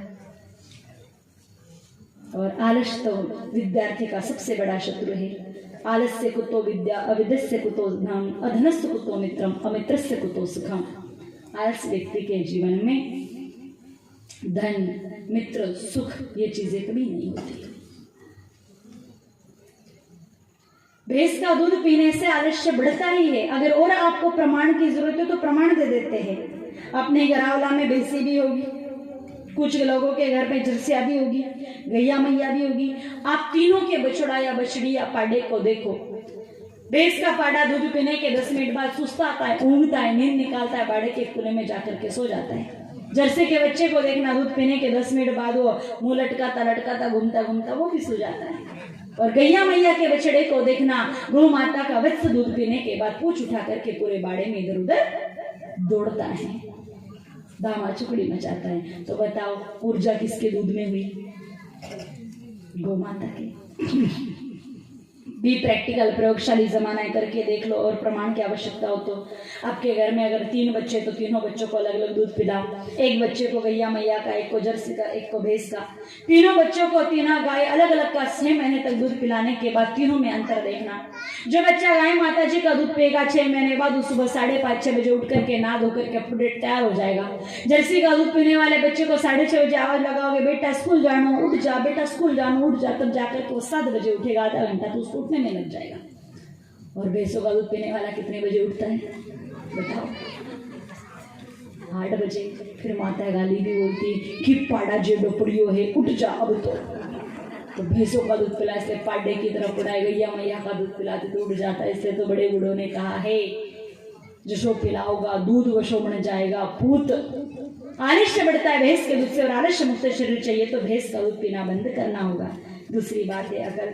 अकल के लिए अपने हिंदी में मुहावरा है अकल बढ़िया भैंस, यानी भैंस में अकल नहीं है, और वास्तव में भैंस में अकल नहीं है। देखो अपने गांव में भी ऐसे कई सारे दुष्ट पापी लोग होंगे जो सुबह गौ माता का दूध निकालते फिर उस गौ माता को छोड़ देते, दिन भर गाय माता लाठी बाटे पत्थर की खाए, गाली गलोच खाए या चारा पानी खाए, लेकिन शाम को दूध देने का समय होते वो गाय माता अपने आंगन के बाहर आकर के खड़ी हो जाती है। ऐसे भैंस को छोड़ दो कि जा भैंस आज मेरे को काम है, तेरे सूरत नहीं आ सकता, जा घूम घुमा करके शाम को वापस घर पर आ जाना। बोलो अपनी भैंस लौट के आएगी तो जिधर मुँह उठाएगी उधर ही जाएगी, लौट के आने वाला सिस्टम इसके दायरे में नहीं है, क्योंकि अकल ही नहीं है, दिमाग ही नहीं है।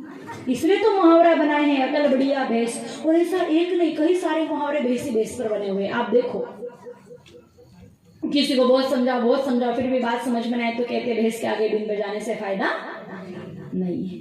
किसी का काम बिगड़ गया तो कहेंगे गई भैंस पानी में। अगर कोई अंगूठा छापे पढ़ाई लिखाई बिल्कुल नहीं आती तो कहते काला अक्षर भैंस बराबर। अब ये सारी की सारी बातें भैंस के लिए लिखी गई तो कुछ तो त्रुटि उस देश में होगी, जबकि गाय माता के लिए कितनी अच्छी बात कहते हैं। अपन हिंदू लोग तो कहते ही हैं, वो विदर्भ में म्लेच्छ भी कहते हैं। अगर कोई अच्छा भला इंसान हो ना सदाचारी तो कहते ये तो अल्लाह की गाय है,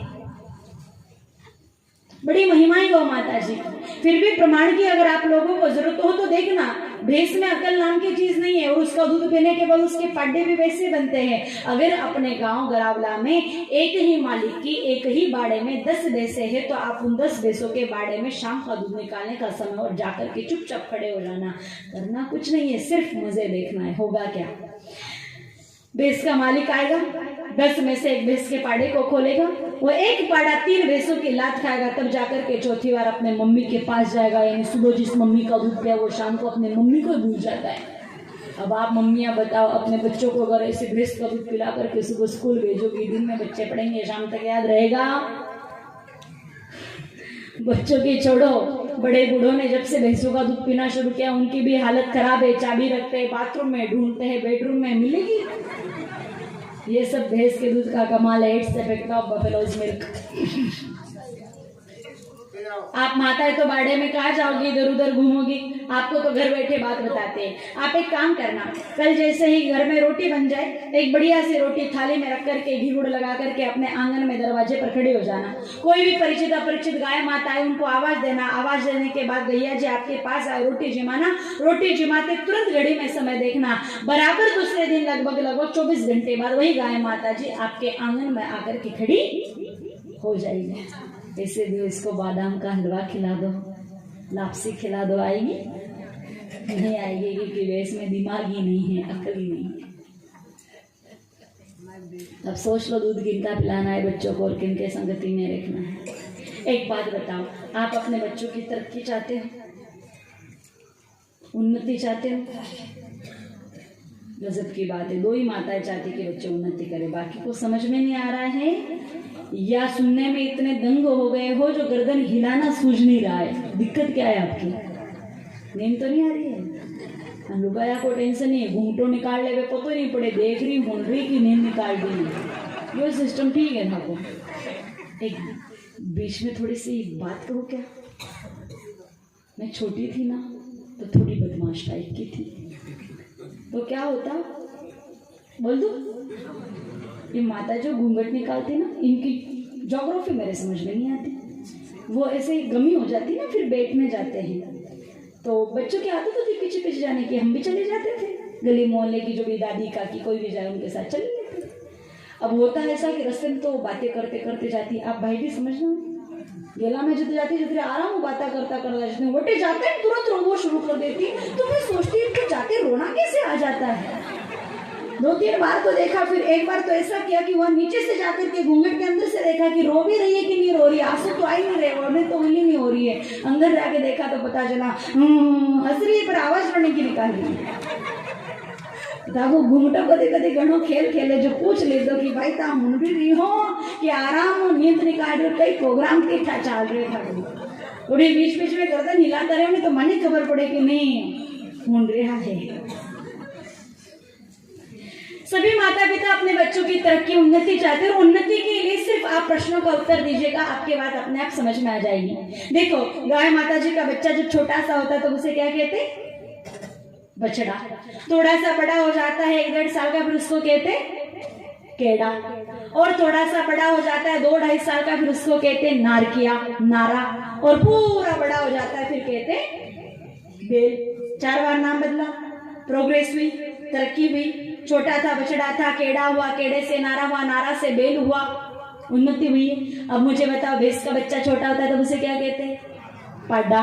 थोड़ो मोटो हो जाए तो भी मैंने कही कहवे पाडो, थोड़ो जवान हो जाए तो भी पाडो, और बूढ़ो वेण मर जाए तो भी पाडो। यानी कि भैंस का दूध पीने वाला पाडा का पाडा रह जाता है, उसकी कोई प्रोग्रेस उन्नति तरक्की होने वाली नहीं है। देखो बात हंसने की है लेकिन सोचने की भी है। ये नाम आपने और मैंने तो रखे नहीं, नाम रखे हमारे बड़े बूढ़ों ने, और पहले बड़े बुजुर्ग नाम रखते थे गुण और लक्षण देख करके। गैया मैया के बच्चे का एक भी बार नाम नहीं बदला, गैया मैया के बच्चे का 4 बार नाम बदला, और भैंस के बच्चे का एक भी बार नाम नहीं बदला। तो वो बड़े बुजुर्ग हमें सांकेतिक भाषा में समझाना चाहते थे कि जो बच्चे गाय माता का दूध पिएंगे वो बछड़े, केड़े, नारे, बेल के जैसे उन्नति कर जाएंगे, और जो भैंस का दूध पिएंगे वो पाड़े के पाड़े ही रह जाएंगे। इसलिए उन्नति करनी है तो बच्चों को दूध गाय माता का ही पीना है, गाय का भी नहीं हो। क्योंकि कुछ लोग गाय तो जर्सी को कहते हैं, और जर्सी गाय नहीं है, गाय माता जैसा दिखने वाला वर्ण शंकर पशु है, और वर्ण शंकरता कुल का नाश करते, ऐसा गीता जी का प्रथम अध्याय का प्रथम श्लोक कहता है। आध्यात्म की भाषा समझ में आए तो विज्ञान की भाषा में समझाते। The cancer institute of America का कहना है कि लगातार 15 वर्ष तक अगर जर्सी का दूध पिया जाए तो दूध उस व्यक्ति की कैंसर होने की संभावनाएं 22.5% बढ़ जाती है। और निश्चित रूप से ये सत्य है कि जर्सी का दूध पीने से कैंसर होना है। अगर आपको देश का प्रमाण चाहिए तो अपने हिंदुस्तान के धरती पर 1962 के बाद में ही जर्सी आई है, तब तक जर्सी का प्रचलन नहीं था। श्वेत क्रांति के तहत जर्सी आई और हिंदुस्तान के पंजाब हरियाणा क्षेत्र में खूब जर्सियों की सेवा करके उनका दूध निकाला गया, दूध, लस्सी, छाछ पिया गया। और अब हालत ये है कि पंजाब के बठिंडा से राजस्थान के बीकानेर में एक ट्रेन आती है, जिस साप्ताहिक ट्रेन का नाम ही लोगों ने कैंसर ट्रेन रख दिया है। क्यों? क्योंकि बीकानेर में जो तुलसी आचार्य चैरिटेबल हॉस्पिटल है कैंसर का, जहां निःशुल्क समाधान होता है, उस हॉस्पिटल में जितने भी पेशेंट आते हैं वो कैंसर से पीड़ित होते हैं, और उन्हीं से भर करके आती है ये ट्रेन। वास्तव में इस ट्रेन का नाम कैंसर ट्रेन नहीं था, लेकिन जब उसमें कैंसर के पेशेंट या उनके परिजन बैठ करके आने लग गए तो लोगों ने उसका नाम कैंसर ट्रेन रख दिया। मेरी बात अगर गलत लग रही हो तो चाहे तो आप उस गूगल देवता की शरण में जाकर के सर्च कर सकते हो। सोच लो, पूरे के पूरे एक ट्रेन भर करके कैंसर के मरीज आ रहे हैं या परिजन आ रहे, तो कितने मरीज होंगे पंजाब में। जर्सी के दूध का प्रभाव, दूध पिलाना ही देसी गौ माता का। चलो, ये सारी बातें तो हमने आपको केवल मात्र विषय समझ में आया इसलिए कही। अब मूल चर्चा पर चलते हैं। बच्चों के जीवन की सबसे बड़ी समस्या, सबसे ज्यादा विद्यार्थियों की, बच्चे अच्छे से पढ़ते हैं, सब कुछ याद कर लेते हैं, रट लेते हैं, अप टू डेट होकर के एग्जाम हॉल पहुंचते हैं, और जैसे ही एग्जाम हॉल में जाते कि आधी पढ़ाई भूल जाते हैं। इस समस्या का समाधान 4 नियम हमारे पूज्य गुरुदेव बताते हैं, वही बता रही हूँ। उन 4 नियमों का पालन अगर बच्चे कर ले तो फिर वो पढ़ाई भूलने वाले नहीं है। मुझे पहले ये बताओ, आपको पढ़ाई कब तक याद रखनी होती है? एग्जाम तक? पक्का? पक्का? ठीक है, अब मेरी बात को ध्यान से सुनना। गलती से आप बन गए डॉक्टर, गलती से तो डॉक्टर की डिग्री लेने तक तो आपने सारी पढ़ाई याद रखी, डिग्री मिलते सारी पढ़ाई भूल गए, क्योंकि एग्जाम तक पढ़ रहे हैं ना, तो एग्जाम होने के तक तो याद रख लिया डॉक्टर की सारी पढ़ाई, और एग्जाम होने के बाद सारी पढ़ाई भूल गए। बताओ रोज हॉस्पिटल में से कितने मुर्दे निकालोगे? समझ में आई बात? अब बताओ पढ़ाई कब तक याद रखनी होती है? जीवन भर। और अगर आप जीवन भर अपनी पढ़ाई को याद रखना चाहते हो तो 4 नियमों का पालन जीवन भर करना। 13 बार तोतों के जैसे रटने की जरूरत पड़ने वाली नहीं, सिर्फ 4 बार पढ़ाई करोगे और वो पढ़ाई आपके हमेशा हमेशा के लिए याद हो जाएगी। 4 बार कब कब पढ़ोगे? जब आपको स्कूल कॉलेज कोचिंग सेंटर्स में पढ़ाया जा रहा है तब ध्यान से पढ़ लो। दूसरा, सेम डे उसी दिन उसकी रिवीजन कर लो, पुनः स्वाध्याय कर लो। तीसरा, एग्जाम से 2-4 महीने पहले जैसे आपको समय मिल रहा है आपकी ओरिजिनल बुक को पढ़ो और उस बुक को पढ़ करके खुद अपने हाथ से दीर्घ प्रश्न उत्तर आदि सभी बना करके स्वतंत्र स्वयं की नोट्स आप स्वयं बना लो। चौथा, एग्जाम से पहले एक बार आप अपनी पढ़ाई को कर लो, सिर्फ 4 बार पढ़ोगे ये पढ़ाई आपके हमेशा हमेशा के लिए याद हो जाएगी।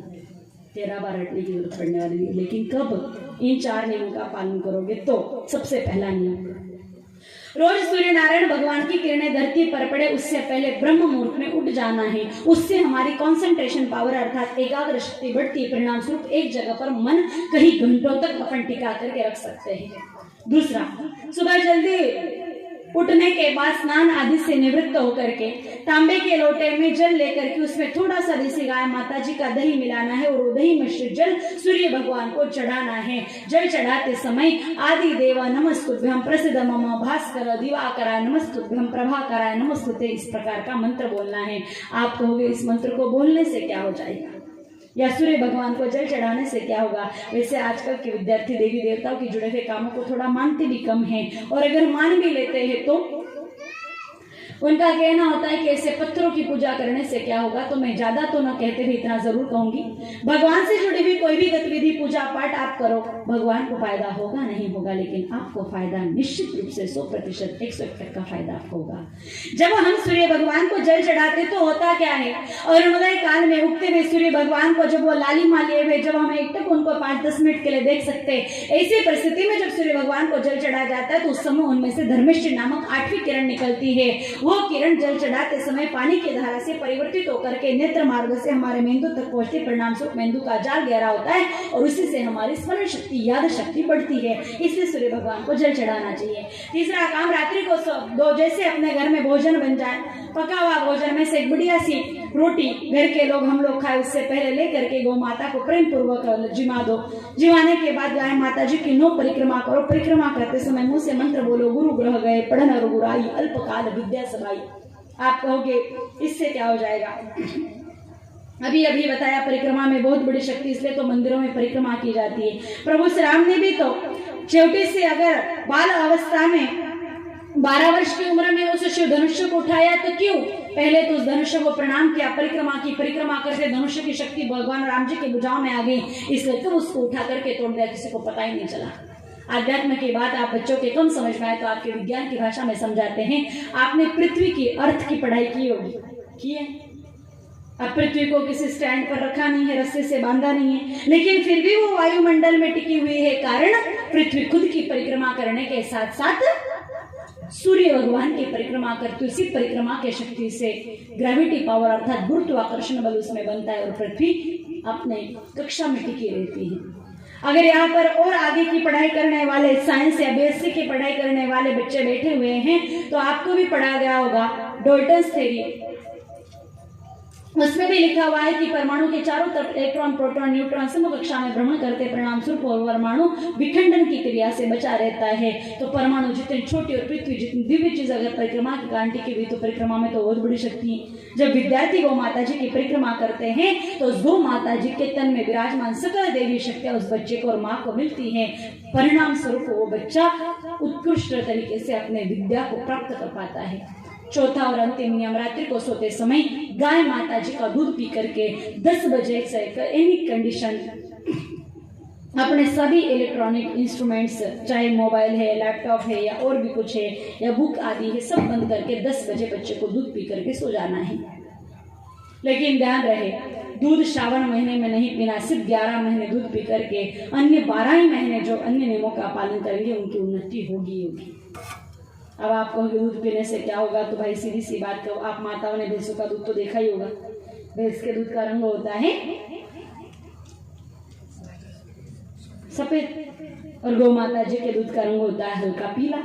अब पीलापन गाय माता जी के दूध में क्यों आता है? भैंसों को पानी और गाय माता को चारा पानी दोनों को एक जैसा खिलाते हैं, लेकिन फिर भी गौ माता जी के दूध का रंग पीला होने के पीछे कारण, दरअसल गाय माता जी की रीढ़ की हड्डी पर थुई होती है, कुकुद होता है, थुआ होता है, उसमें सूर्य केतु नाम की नाड़ी होती है जो पूरे शरीर में घूमती है, उसी में दूध बनने की प्रक्रिया पूर्ण होती है। और गौ माता जी में ऐसी शक्ति है, जितने भी सूर्य नारायण भगवान की किरणें गौ माता पर गिरती हैं, उसमें से लिक्विड गोल्ड साल्ट तरल स्वर्ण अक्षर सवितु किरण में से खींच करके गाय माता अपने दूध में उतार देती। दूध में उतरते उतरते वो पदार्थ सेब्रोसाइड में परिवर्तित हो जाता है। परिणाम स्वरूप गौ माता जी के दूध का रंग हो जाता है पीला, और वही पीलापन हमारी मेधावी शक्ति को, बुद्धि को बढ़ाता है।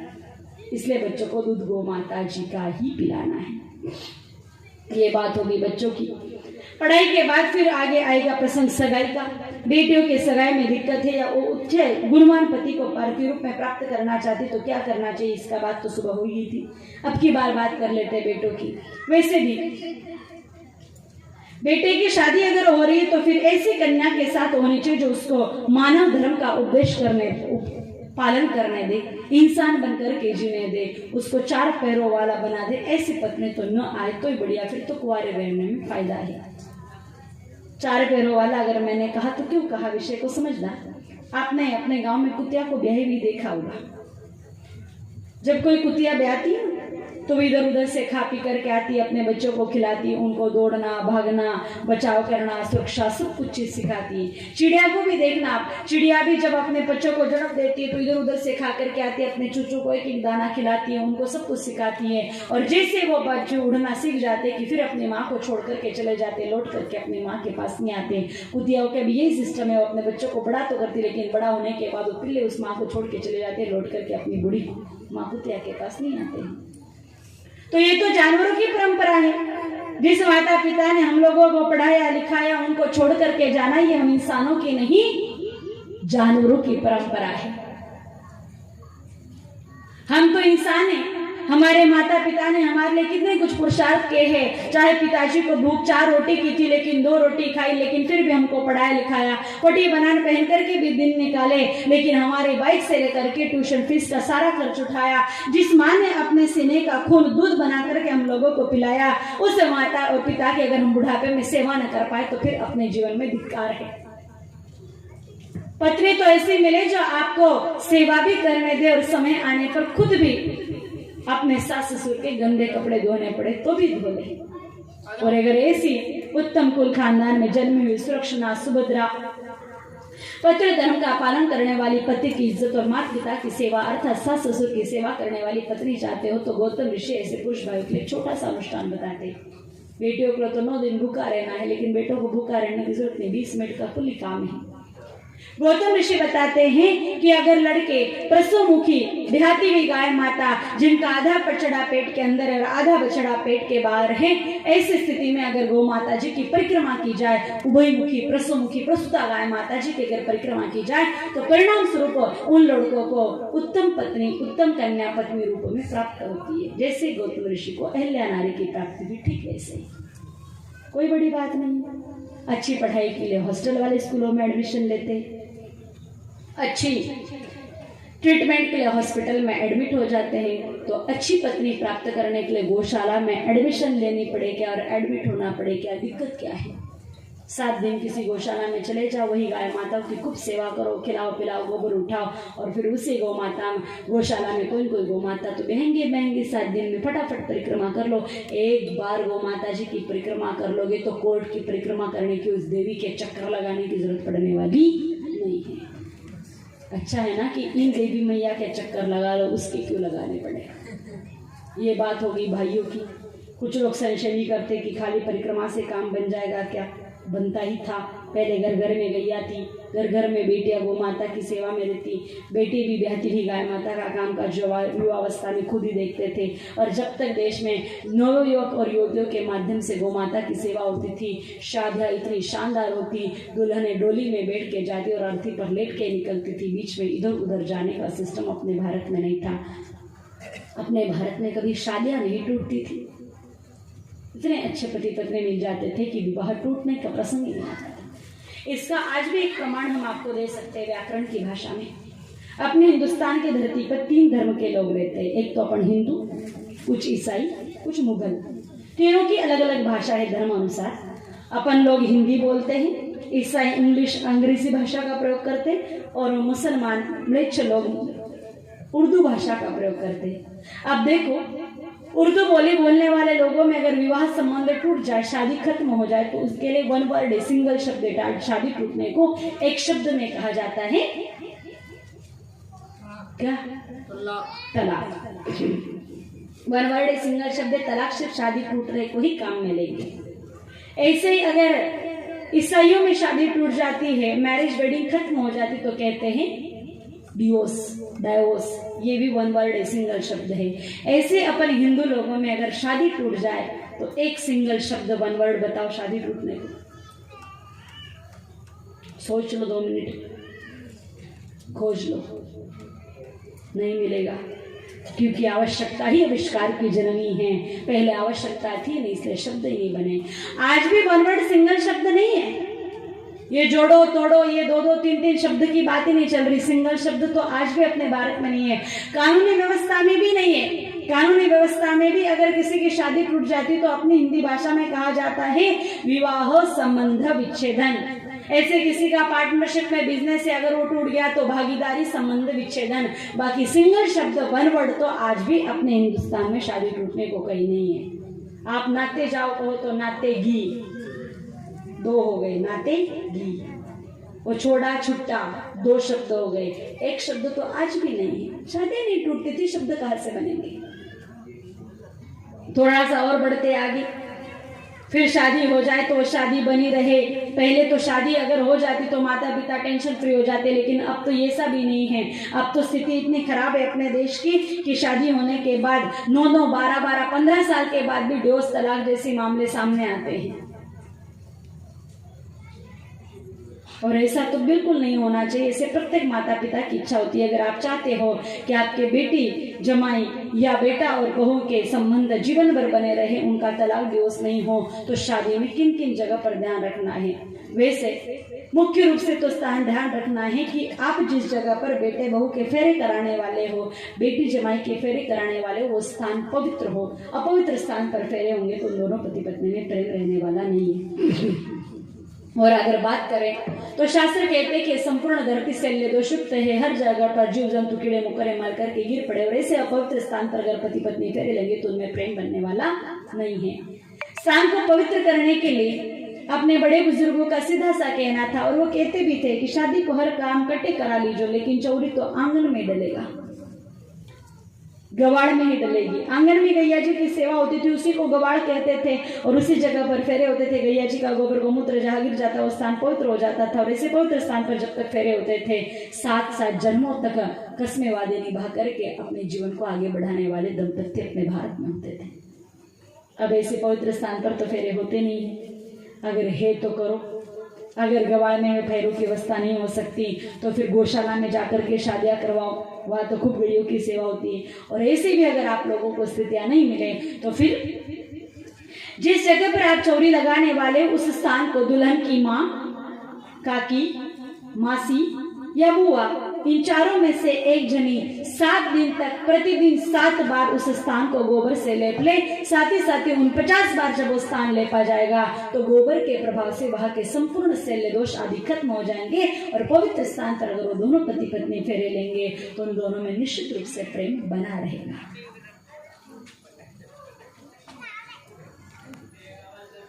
दूसरा, अगर चाहते हो कि बहू खुशहाली लाए तो आप बेटे के अगर पिता हो तो अगले वाले को पहले कह दो कि दहेज के नाम पर हमें रुपया भी मत देना और बर्तन भांडे भी मत देना, हमारे घर में है, उसी को बहू रानी संभाल लेगी। बहुत ज्यादा देने की इच्छा अगर अगला वाला रखे तो कहना कि आप इसका नचारा, पानी, बाटा, वंटा इत्यादि करके गौशाला में डाल करके आ जाओ। अगर उन गौ माता जी का पेट भरेगा तो उनके आशीर्वाद से तो वैसे ही यहाँ पर घर धन लक्ष्मी से भरते चले जाएंगे। कि हमें दहेज तो दो नहीं दो, लेकिन बेटी के साथ एक गाय माता जरूर देना। अगर वो बेटी अपने पियर से ससुराल में गौ माता लेकर के आ गई तो गौ माता नहीं, गौ माता के साथ साथ सभी देवी देवताओं का आशीर्वाद, रिद्धि सिद्धि और अष्ट ऐश्वर्यमय लक्ष्मी जी लेकर के आ जाएगी। परिणाम स्वरूप ससुराल में आनंद ही आनंद हो जाएगा। और अगर आप लड़की के पिता हो तो भी कह दो कि दहेज तो इतना देंगे लेकिन सेवित गैया जी जरूर देंगे। अगले वाले अगर गाय माता जी को घर में बांधने के लिए तैयार हो जाए तो आंखें बंद करके उस घर में बेटी दे देना, क्योंकि जिस घर में गाय माता जी का सम्मान इज्जत होती है उस घर में आपकी बेटी की भी इज्जत और उसकी भावनाओं का भी सम्मान होगा। और जहाँ पर गौ माता के लिए स्थान नहीं, ऐसे घर पे बेटी को देना मत, नहीं तो पछताना पड़ेगा। अगर मेरी बातों पर विश्वास नहीं तो आप सब सर्वे करके इनकी जांच पड़ताल कर सकते हो। फिर बढ़ते हैं आगे। शादी के बाद नौजवान भाइयों की कमाई की चर्चा है, क्योंकि विवाह होते ही भाइयों पर प्रेशर बढ़ता है, पैसे का, बच्चे की पढ़ाई का इत्यादि इत्यादि, जो सुबह आपके विषय रखे थे। अगर किसी के आर्थिक परेशानी है, नौकरी नहीं लग रही, प्रमोशन नहीं हो रहा है, दुकान धंधा अच्छे से नहीं चल रहा है, कर्ज बहुत ज्यादा हो गया, तो उसके लिए सुबह के सत्र में पुरुष भाइयों के लिए एक 9 सोमवार का अनुष्ठान बताया था, जो अति संक्षिप्त में अभी वापस बता रही हूँ। 3 लोटे जल लेना है, जिसमें से पहला लोटा जल दही मिलाकर के सूर्य भगवान को जल चढ़ाना है। दूसरा लोटा जल में थोड़ा सा दूध मिलाकर के शिव भोले बाबा पर नमः शिवाय मंत्र का जाप करते हुए जल चढ़ाना और नाग देवताओं का स्मरण करके अनुकूल होने की प्रार्थना करनी है। तीसरी बार 7 काले तिल के दाने डालकर के पितृ देवताओं को दक्षिण दिशा की तरफ मुंह करके गौ माता जी के खुर के चिन्ह में उस जल को सींच देना है। और फिर अंत में गौ माता जी की 9 परिक्रमा करके चारों खुरों में 8 और पूछ में 9, ऐसे नुकुल 9 नाग देवता का स्मरण करते हुए अनंतम वासुकी शेषम पद्मनाभम चकम्बलम शंखपालम धृतराष्ट्रम तक्षकम कालियम तथा, इस मंत्र को सिर्फ 9 बार बोलना है। इस प्रकार के अनुष्ठान से पुरुष भाइयों के सभी प्रकार के आर्थिक समस्या नष्ट हो जाएगी, चाहे दिया हुआ, रुका हुआ, अटका काम, पैसा, दुकान धंधा, सब कुछ चीजें आपकी व्यवस्थित हो जाएगी। श्रद्धा पूर्वक करोगे तो 1.25 महीने तक तो परिवर्तन दिखेगा नहीं, लेकिन 3.5 महीने के 3.25 महीने के बाद इधर उधर दिया हुआ, रुका हुआ, अटका हुआ पैसा लौट करके आता दिखाई देगा। 3.5 महीने तक कर लेते हो तो आर्थिक उन्नति, 1.25 साल में कर्ज मुक्ति जैसी स्थिति अर्थात बचत होने लग जाएगी, और 3.5 वर्ष के बाद वो कर्ज मुक्त होंगे। विस्तार से इस अनुष्ठान को सुबह के सत्र में बताया था, अभी तो दौड़ते दौड़ते इसको कहा गया है, लेकिन फिर भी लिखित में आप लोगों को यह अनुष्ठान विस्तार से पढ़ने का, मंत्र आदि के साथ सब कुछ लिखित में आप लोगों को यहाँ पर मिल जाएगा। दूसरी चर्चा करते हैं। कुछ भाइयों की समस्या कुछ और है। क्या? काफी सारे लोग आते हैं कि महाराज सब कुछ बढ़िया चल रहा था, लेकिन पता नहीं 4 महीने से, कोई कहता है 6 महीने से, कोई कहता है साल भर से दुकान बिल्कुल ठप है, धंधा बिल्कुल ठप है। पहले इसी दुकान से बेटी की शादी, मायरा, घर, मकान, प्लॉट वॉट सब कर ले, लेकिन अब पता नहीं क्या हो गया, धंधा बिल्कुल रुक सा गया है। घबरा मत, बड़े बुजुर्गों ने कहा है, कभी घी गना तो कभी मुट्ठी चना, उतार चढ़ाव जिंदगी का दूसरा नाम है।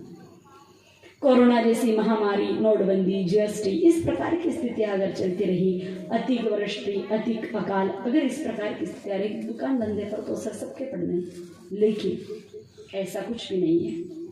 आपका जो दुकान धंधा है वही पड़ोसी का अच्छा चल रहा है, आपका ही दुकान धंधा गड़बड़ाया हुआ है, आसपास वालों का बढ़िया चल रहा है, तो समझ जाना किसी ने धंधा रोक दिया है, बांध दिया है, टोना टोटका आदि प्रकार से कुछ करके धंधे को बंद करवा रखा है।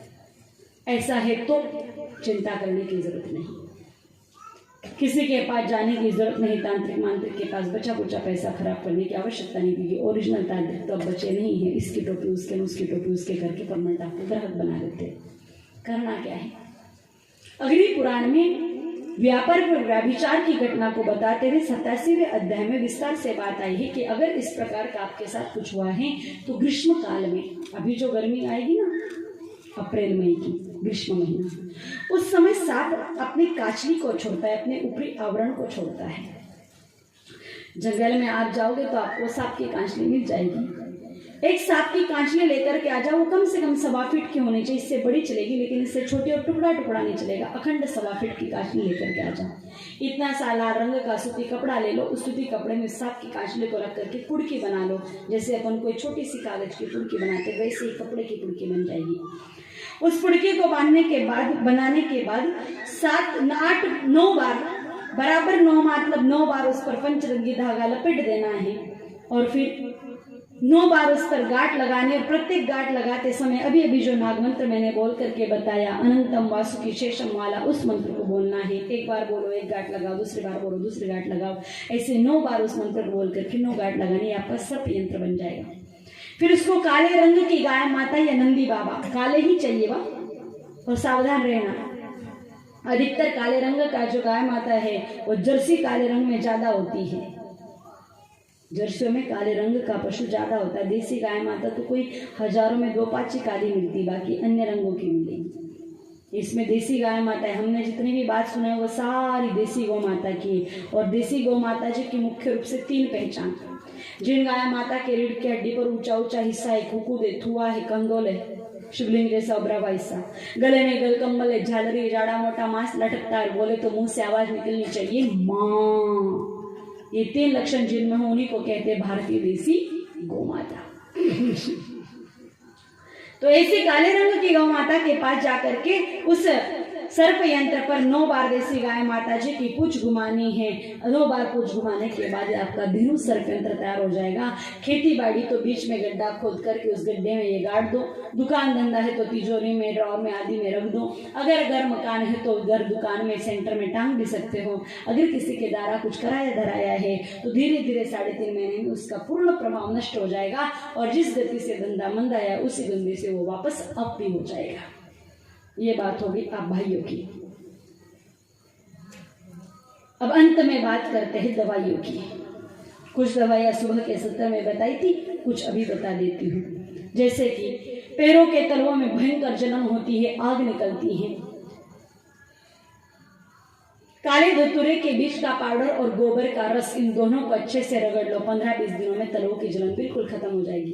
एड़ी में बहुत ज्यादा दर्द होता है कि पैर भी धरती पर नहीं टिकाया जाता, इस प्रकार का भयंकर तकलीफ होती। 3 लीटर गौमूत्र में 300 ग्राम गौमूत्र डाल करके गर्म कर लो और गोबर गौमूत्र से सुहाता सेक कर लो। 20-25 दिन में एड़ी का दर्द खत्म हो जाएगा। रोज ताजा गौमूत्र लाने की जरूरत नहीं, एक ही गौमूत्र 15-20 दिन तक काम लोगे तो भी चलेगा। पिंडलियों में बहुत ज्यादा भारी दर्द होता है, सोना उठना बैठना भी भारी हो जाता है। शतावरी चूर्ण देसी गाय माता के दूध के साथ लेना शुरू कर दो। घुटनों के दर्द की दवा सुबह बताई थी। गैस बहुत ज्यादा बनता है, कायम चूर्ण, त्रिफला चूर्ण, ये सारे ले लो आकर के थक गए, लेकिन अब इनका कोई असर शरीर पर नहीं होता है। फिर काबुली हरड़ को 4 दिन के लिए गाय माता के गौमूत्र में भिगो दो। 5वें दिन उसको छाया में सुखा दो, बिल्कुल अच्छे से सूख जाए, बजने लग जाए। फिर लोहे की कढ़ाई में काले एरंड का तेल डाल करके उसको मंद आंच पर सेक लो। सेकने के बाद चूर्ण बना करके रख लो। गौमूत्र युक्त चूर्ण के साथ इसको सुबह शाम आप ले लो, आपकी गैस संबंधित समस्या नष्ट हो जाएगी। प्रोस्टेट बहुत भारी समस्या के साथ है, अगर डॉक्टर ने ऑपरेशन की सलाह दी है तो भी प्रोस्टेट को ऑपरेशन करवाने की जरूरत नहीं है। लाल कलर की मेथी, पीली मेथी तो आप सबने देखी रखी होगी, लेकिन लाल रंग की मेथी आपको इसमें काम लेनी है और आयुर्वेदिक मेडिकल स्टोर पर ही आपको लाल मेथी मिलेगी, बाकी मिलने वाली नहीं है। किसी जानकार के पास 100 ग्राम लाल मेथी, 50 ग्राम अजवाइन और 50 ग्राम हल्दी, इन तीनों ही चीजों को गौमूत्र की भावना देकर के 4 दिन के बाद गौमूत्र से निकाल करके सुखा लो और इसका चूर्ण बना करके रख लो। हल्के गुनगुने पानी में गौमूत्र मिला करके इसको 1 चम्मच ले लो, प्रोस्टेट की समस्या खत्म हो जाएगी।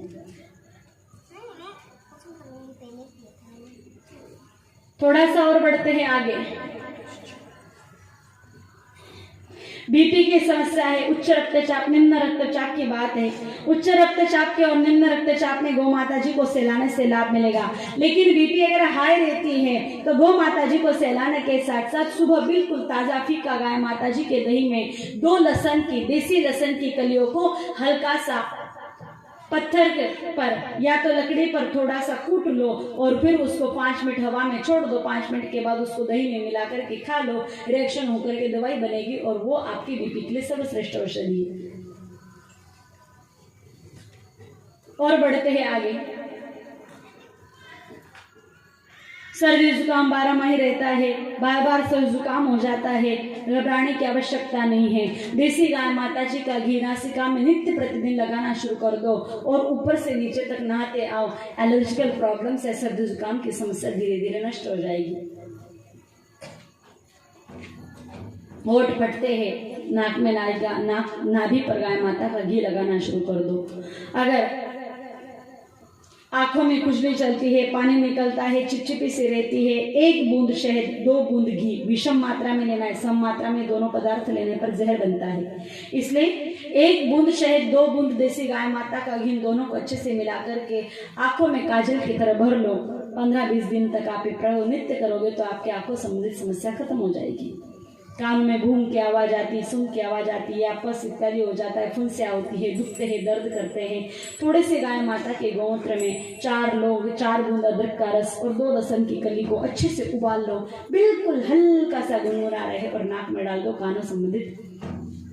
कान में डाल दो, कान संबंधित समस्या का निराकरण हो जाएगा। सिर बहुत ज्यादा दर्द करता है, गैस के कारण दर्द करता है तो औषधि बता दी। अन्य कारणों से अगर सिर में दर्द है तो आधा कप ऐसी गाय माता के गौमूत्र में 4 काली मिर्च और 7 छालामा तुलसी के पत्ते बिल्कुल बारीक बांट करके मिला दो और सुबह सुबह उनको पी लो। 90 दिनों तक अगर निरंतर इसको पियोगे तो नसों की बाह्य आघात सहने की शक्ति बढ़ जाएगी। परिणाम स्वरूप सिर में दर्द होने वाला नहीं है। बाल बहुत ज्यादा झड़ते हैं, खालिकते हैं, बढ़ते नहीं है, ग्रोथ नहीं होती है। 1 लोटा गाय माता का गौमूत्र, 1 लोटा पानी, इन दोनों को अच्छे से मिला करके 100 ग्राम हरड़, 100 ग्राम आंवला पाउडर, 50 ग्राम बेड़ा पाउडर डाल करके इसको छोड़ दो। 1 घंटे के बाद 48 घंटों के बाद इसको सिर में लगा करके घंटे भर बाद बालों को धो लो। आपके बालों संबंधित शिकायत भी खत्म हो जाएगी। ये तो अगर कोई बीमारी आपके शरीर में है तो हो गई चर्चा। लेकिन आप चाहते हो कि आप कभी बीमार ही नहीं पड़ो तो कुछ इलाज है। अगर आप चाहते हो कि कभी आपको कोई बीमारी नहीं सताए तो उसके लिए 3 नियम जो पूज्य गुरुदेव भगवान स्वयं भी नियमों का पालन करते और हम लोगों को भी पालन करने के लिए कहते हैं। परिणाम स्वरूप 365 दिन यात्रा में रहते हैं, बीमार कभी पड़ते ही नहीं है। करना क्या है? 3 नियम बता रही हूँ। इन 3 नियमों का पालन अगर आप जीवन भर कर लो तो सर्दी जुकाम जैसे सामान्य बीमारी हो या फिर अस्थमा, एलर्जिकल प्रॉब्लम, कैंसर जैसे बड़े विकारों, कोई बीमारी आपको होने वाली नहीं है। सुबह देसी गाय माता जी का आधा कप गौमूत्र 8 बार सूती कपड़े से छान करके पी लेना है। दिन में जब भी भोजन करो 1 कटोरी ग्लास दही या छाछ, छेंदा नमक, जीरा डाल करके भोजन के साथ लेना है। रात्रि को सोते समय 1 ग्लास गाय माता जी के दूध में 1 चम्मच घी डाल करके 31 बार ऊपर नीचे करके पी लेना है। सुबह गौमूत्र, दिन में दही, छाछ, रात्रि को दूध। गौमूत्र पीने से क्या होगा? गाय माता जी का गौमूत्र सर्वश्रेष्ठ रोग प्रतिकारक क्षमता अर्थात रोगों से लड़ने की शक्ति बढ़ाने वाला द्रव्य है।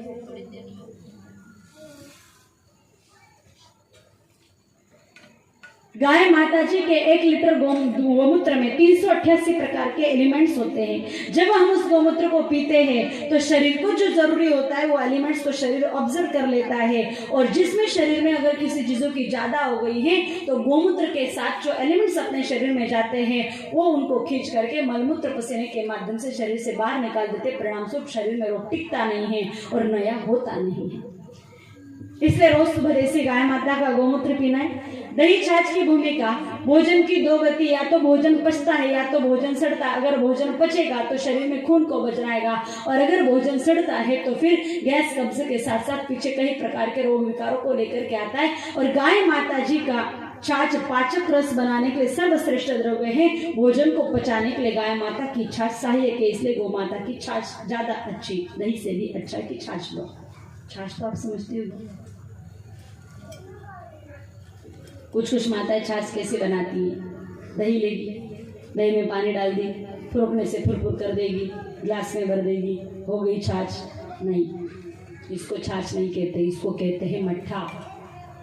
आप दही को सीधा फुरकने से फुरक कर दो, ढीला कर दो, वो है लस्सी। थोड़ा सा पानी डाल करके इसको अगर फेरते हो तो ये हो गया मट्ठा। और अगर इसको पूरी तरह से बहुत अच्छा से 3 से 4 गुना पानी डाल करके माखन निकाल लो और फिर जो नीचे बचा रहता है उसको कहते हैं छाछ। और ये छाछ सबसे अच्छी। रात्रि को सोते समय गाय माता जी का घी मिश्रित दूध पीना है। इस सबसे रोग हो गए नहीं। बस 3 चीजों का ध्यान रखना, 11 के दिन गोमूत्र नहीं, भाद्रपद के महीने में दही छाछ नहीं और श्रावण के महीने में दूध नहीं। इन 3 चीजों का ध्यान रखते हुए 3 नियमों का पालन जो भी करेंगे उनको किसी भी प्रकार की बीमारी होने वाली नहीं है। ये हो गई आपकी बीमारियों की चर्चा। अब तो चर्चा किए जितनी उतनी कम है। लगभग अपनी सारी बातें हो गई, कमाई, सगाई, शादी, पढ़ाई, संतान, क्या खिलाए, कब नहलाए, किससे नहलाए, सारी बातें होगी। अब अंत में है मौत, जो जिंदगी का सबसे बड़ा सच है। अभी तक की जितनी भी चर्चा हमने की, हो नहीं हो ये जरूर नहीं है, लेकिन मौत तो आएगी आएगी। जिंदगी तो बेवफा है, एक दिन ठुकराएगी। मौत महबूबा है, साथ लेकर के ही जाएगी। आए है सो जाएंगे, राजा रंग का फकीर, एक चढ़ सिंहासन चढ़े, एक बंदे जंजीर। मौत तो आएगी आएगी। और मौत को सुंदर बनाने के लिए कबीर साहब कहते हैं, कबीरा जब हम पैदा हुए जग हंसा हम रोए, ऐसी करनी कर चलो हमसे जग रोए। मतलब हंसते हंसते प्राण निकलने चाहिए और हंसते हंसते मरने के लिए जीवन में पुण्य कर्म होने चाहिए और रोग मुक्त शरीर होना चाहिए। अगर आप जीवन से समस्त पापों को मिटा करके पुण्य कर्म करना चाहते हो तो सुबह के सत्र में बताया था कि एक एक रोटी श्रद्धा पूर्वक गौ माता जी को जिमाना शुरू कर दो। भाई देखो, पाप मुक्त जीवन तो मृत्यु के लिए जरूरी है, क्योंकि पापी व्यक्ति तो हंसते हंसते मरेगा नहीं। और पाप मिटाने के लिए साधन वर्तमान तो स्थिति ऐसी कि अपने जीवन में पाप तो आते ही आते। पाप आने के लिए जगह है 3। पहला पाप आता है मार्केट से। हम मार्केट के आजकल बहुत सारी चीजें खाते हैं, बच्चों को भी खिलाते हैं, जैसे खारी, टोस्ट, पाव, ब्रेड, बिस्किट, चॉकलेट इत्यादि। इस सब की सिखाई गाय माता जी और सुअर घोड़े के चर्बी में की जाती है। अब अपनी माँ के और पशु के जानवरों के चर्बी में सेक करके बनाया हुआ भोजन अगर अपन करेंगे तो वह पाप का हुआ कि नहीं हुआ? काजू कतली, मावे की मिठाइयाँ भी आपने खूब खाई होगी। उस पर सिल्वर वर्क, चांदी का चमचम करने वाला पेपर लगा हुआ आता है। वो किसी कारखाने फैक्ट्री में नहीं बनता। गाय माता की जिंदा तन से आंत निकाल करके उस आंत में कूट कूट के उस सिल्वर वर्क को बनाते। अब गाय माता की आंत निकालेंगे तो उसके साथ मांस के टुकड़े, खून की बूंदे आएगी कि नहीं आएगी? और उसमें कूट करके खाया हुआ अगर वो काजू कतली, सिल्वर वर्क हम खा रहे तो पाप का न हुआ। साबुदाना अगर आप लोग खा रहे हो तो साबुदाना बनाते समय भी हजारों जीवजंतुओं की कत्ल होता है, तब जाकर वो साबुदाना बन पाता है। ऐसी विभिन्न चीजें हैं। पहला पाप आता है मार्केट से। दूसरा पाप आता है खेती से। आप कहोगे कैसे? खेती का आप कोई भी काम करो, निराई गुड़ाई करो, पाणत करो, इस सब में जीवजंतु मरते मरते। एक बोरी अनाज अगर हम हिंदुओं के घरों में आ रहा है तो हजारों जीवजंतु मरने के बाद आ रहा है। और आप ही बताइए, एक बोरी अनाज अगर हजारों जीवजंतु मरने के बाद आ रहा है तो अन्न पाप का हुआ कि नहीं हुआ? फिर जो तीसरा पाप आप माता बहनें और मिलाते हो। जैसे अनाज घर पर आता है, उस अनाज को आप साफ करते हो। अकेले बहन से तो अनाज साफ होता नहीं। देवरानी, जेठानी, ननद, भौजाई, सास, बहू, माँ, बेटी, नौकरानी, मालकिन एक जगह पर बैठ जाती है। और 4 हिंदू माताएं अगर एक जगह बैठ गई तो भगवान के गीत गाते गाते काम करती है। फिर क्या करती है? थारी मारी, कीवी की, निंदी, स्त्री, प्रपंचाई की, दूसरों की बुराई। मुंह से दूसरों की बुराई करो, हाथ से अनाज साफ करो, सारा बुराई का पाप उस अन्न में प्रवेश कर जाता है। पहला पाप हमने मार्केट से लाया, दूसरा जीव हत्या का पाप हमने खेती से लिया, तीसरा निंदा का पाप हमने घर पर मिलाया और इसे त्रिगुणित पाप के अन्न को हमने खाया। इसलिए हम लोगों ने अपने जीवन से सुख शांति को गवाया और जीवन में दुखों को बुलाया। और इस सब से अगर मुक्ति चाहते हो, सुख शांति समृद्धि अगर घर में चाहते हो, परिवार में प्रेम चाहते हो, उत्साह प्रसन्नता चाहते हो, तो एक ही काम है। आगे बता रहे हैं। आप कहोगे बातें तो आपने सही बताई, लेकिन पहले क्या ये पाप नहीं होते थे? क्या नहीं होते थे? मार्केट का कुछ खाते ही नहीं थे। त्योहार आता, बर्थडे शड्डे होता, घर पर ही हलवा पूड़ी मालपुए बना करके खा लेते थे। मार्केट से मिठाई लाने का परंपरा ही नहीं थी। हाँ, खेती में जरूर बाप दादा भी खेती करते तो भी जीव जंतु मरते थे। साधु संत भी खेती करेंगे तो जीव जंतु मरेंगे, पाप तो लगेगा। लेकिन पहले इन पापों से मुक्त होने के लिए साधन था। निंदा तो माँ सीता जी की त्रेता युग में हुई थी, तो आज निंदा हो ही रही है। लेकिन इन दोनों पापों से बचने के लिए 2 साधन हम हिंदू भाई बहनों के घरों में थे, जिसमें से पहला साधन था प्रत्येक किसान भाई के घर में एक एक बैल की जोड़ी। अब हमने बैलों से खेती करना ही बंद कर दिया। बैल को हम पशु प्राणी ढोर समझ करके घर से बाहर निकाल चुके हैं। लेकिन बैल पशु नहीं है, बैल धर्म का साक्षात विराट स्वरूप है। श्रीमद् भागवत के प्रथम अध्याय में इस बात का उल्लेख हुआ है कि बैल धर्म का साक्षात विराट स्वरूप है। लेकिन हमने बैलों को जानवर समझ करके घर से बाहर निकाल दिया। कोई बात नहीं, अभी भी मौका है, एक एक बैलों को लेकर के आ जाओ, नहीं तो एक एक जोड़ी बैल रखो, बाकी सारा काम ट्रैक्टर से कर लो, लेकिन बीज बोने का काम तो आज भी बैलों से ही होना चाहिए। लोग कहते हैं अरे महाराज बैल तो महंगा पड़ता है। कहाँ से बैल महंगा पड़ता है? अरे भाई बैल भगवान जितना खाते उससे ज्यादा तो गोबर देते जो खाद बन करके खेत में काम आता है। ट्रैक्टरों में डीजल डालते हो, 4000 का डीजल साइलेंसर में ट्रैक्टर में डालोगे, साइलेंसर में से 4 किलो गोबर की खाद निकली हो तो बताओ। नहीं तो कल के अखबार में देते हेडिंग, गरावला में हुआ चमत्कार, ट्रैक्टर में डाला डीजल साइलेंसर में से निकली खाद। हुआ क्या आज तक ऐसा? ट्रैक्टर में डीजल डालेंगे, 4000 से धुआं निकलेगा, प्रदूषण को बढ़ाएगा, रोगों को बीमार करेगा। और बैल भगवान खाते ही क्या है? अच्छा तो अनाज हम खा लेते, नीचे का तूड़ा भूसा बगदा वेस्ट खाते और बेस्ट गोबर देते। वो एक ट्रैक्टर ट्रॉली गोबर की खाद आप खेत में डाल दो, उसी जगह 13 ट्रॉली भैंस के पोइटे डाल दो, गोबर की बराबर नहीं हो सकती। 25-30 बैग यूरिया डीपी की डाल दो, गोबर की बराबर नहीं हो सकती। यूरिया डीपी डालोगे 3 महीने तक असर रहेगा, भैंस के पोइटे डालोगे 8 महीने तक असर रहेगा, लेकिन गैया मैया जी का गोबर खेत में कई सालों तक असर दिखाता है। और यूरिया डीएपी यही क्या? यूरिया बोले तो नाइट्रोजन, डीएपी बोले तो डायमोनियम फास्फेट, और ये सारी चीजें गाय माता के गोबर में पहले से होती है। बैल महंगा नहीं पड़ता, बैल भगवान तो हमें बहुत कुछ दे जाता है उल्टा। अभी भी मौका है, बैलों से खेती शुरू कर दो, बहुत देर नहीं हुई है। नहीं तो आने वाले समय में तो इराक, ईरान, सऊदी अरब के डीजल पेट्रोल के कुएं में अब बहुत ज्यादा तेल तो है नहीं, ज्यादा से ज्यादा 2045 तक डीजल पेट्रोल मिल जाएगा। उसके बाद हम हिंदुस्तान वासियों को डीजल पेट्रोल सिर्फ इतना मिलेगा कि सरकारी कुछ वाहन ही चल पाएंगे, और फिर लोड करके ये लोहे के ट्रैक्टर तो गंज खाएंगे। और उस समय हिंदुस्तान के धरती पर एक बैल की जोड़ी 7 से 10 लाख रुपए में बेची जाएगी।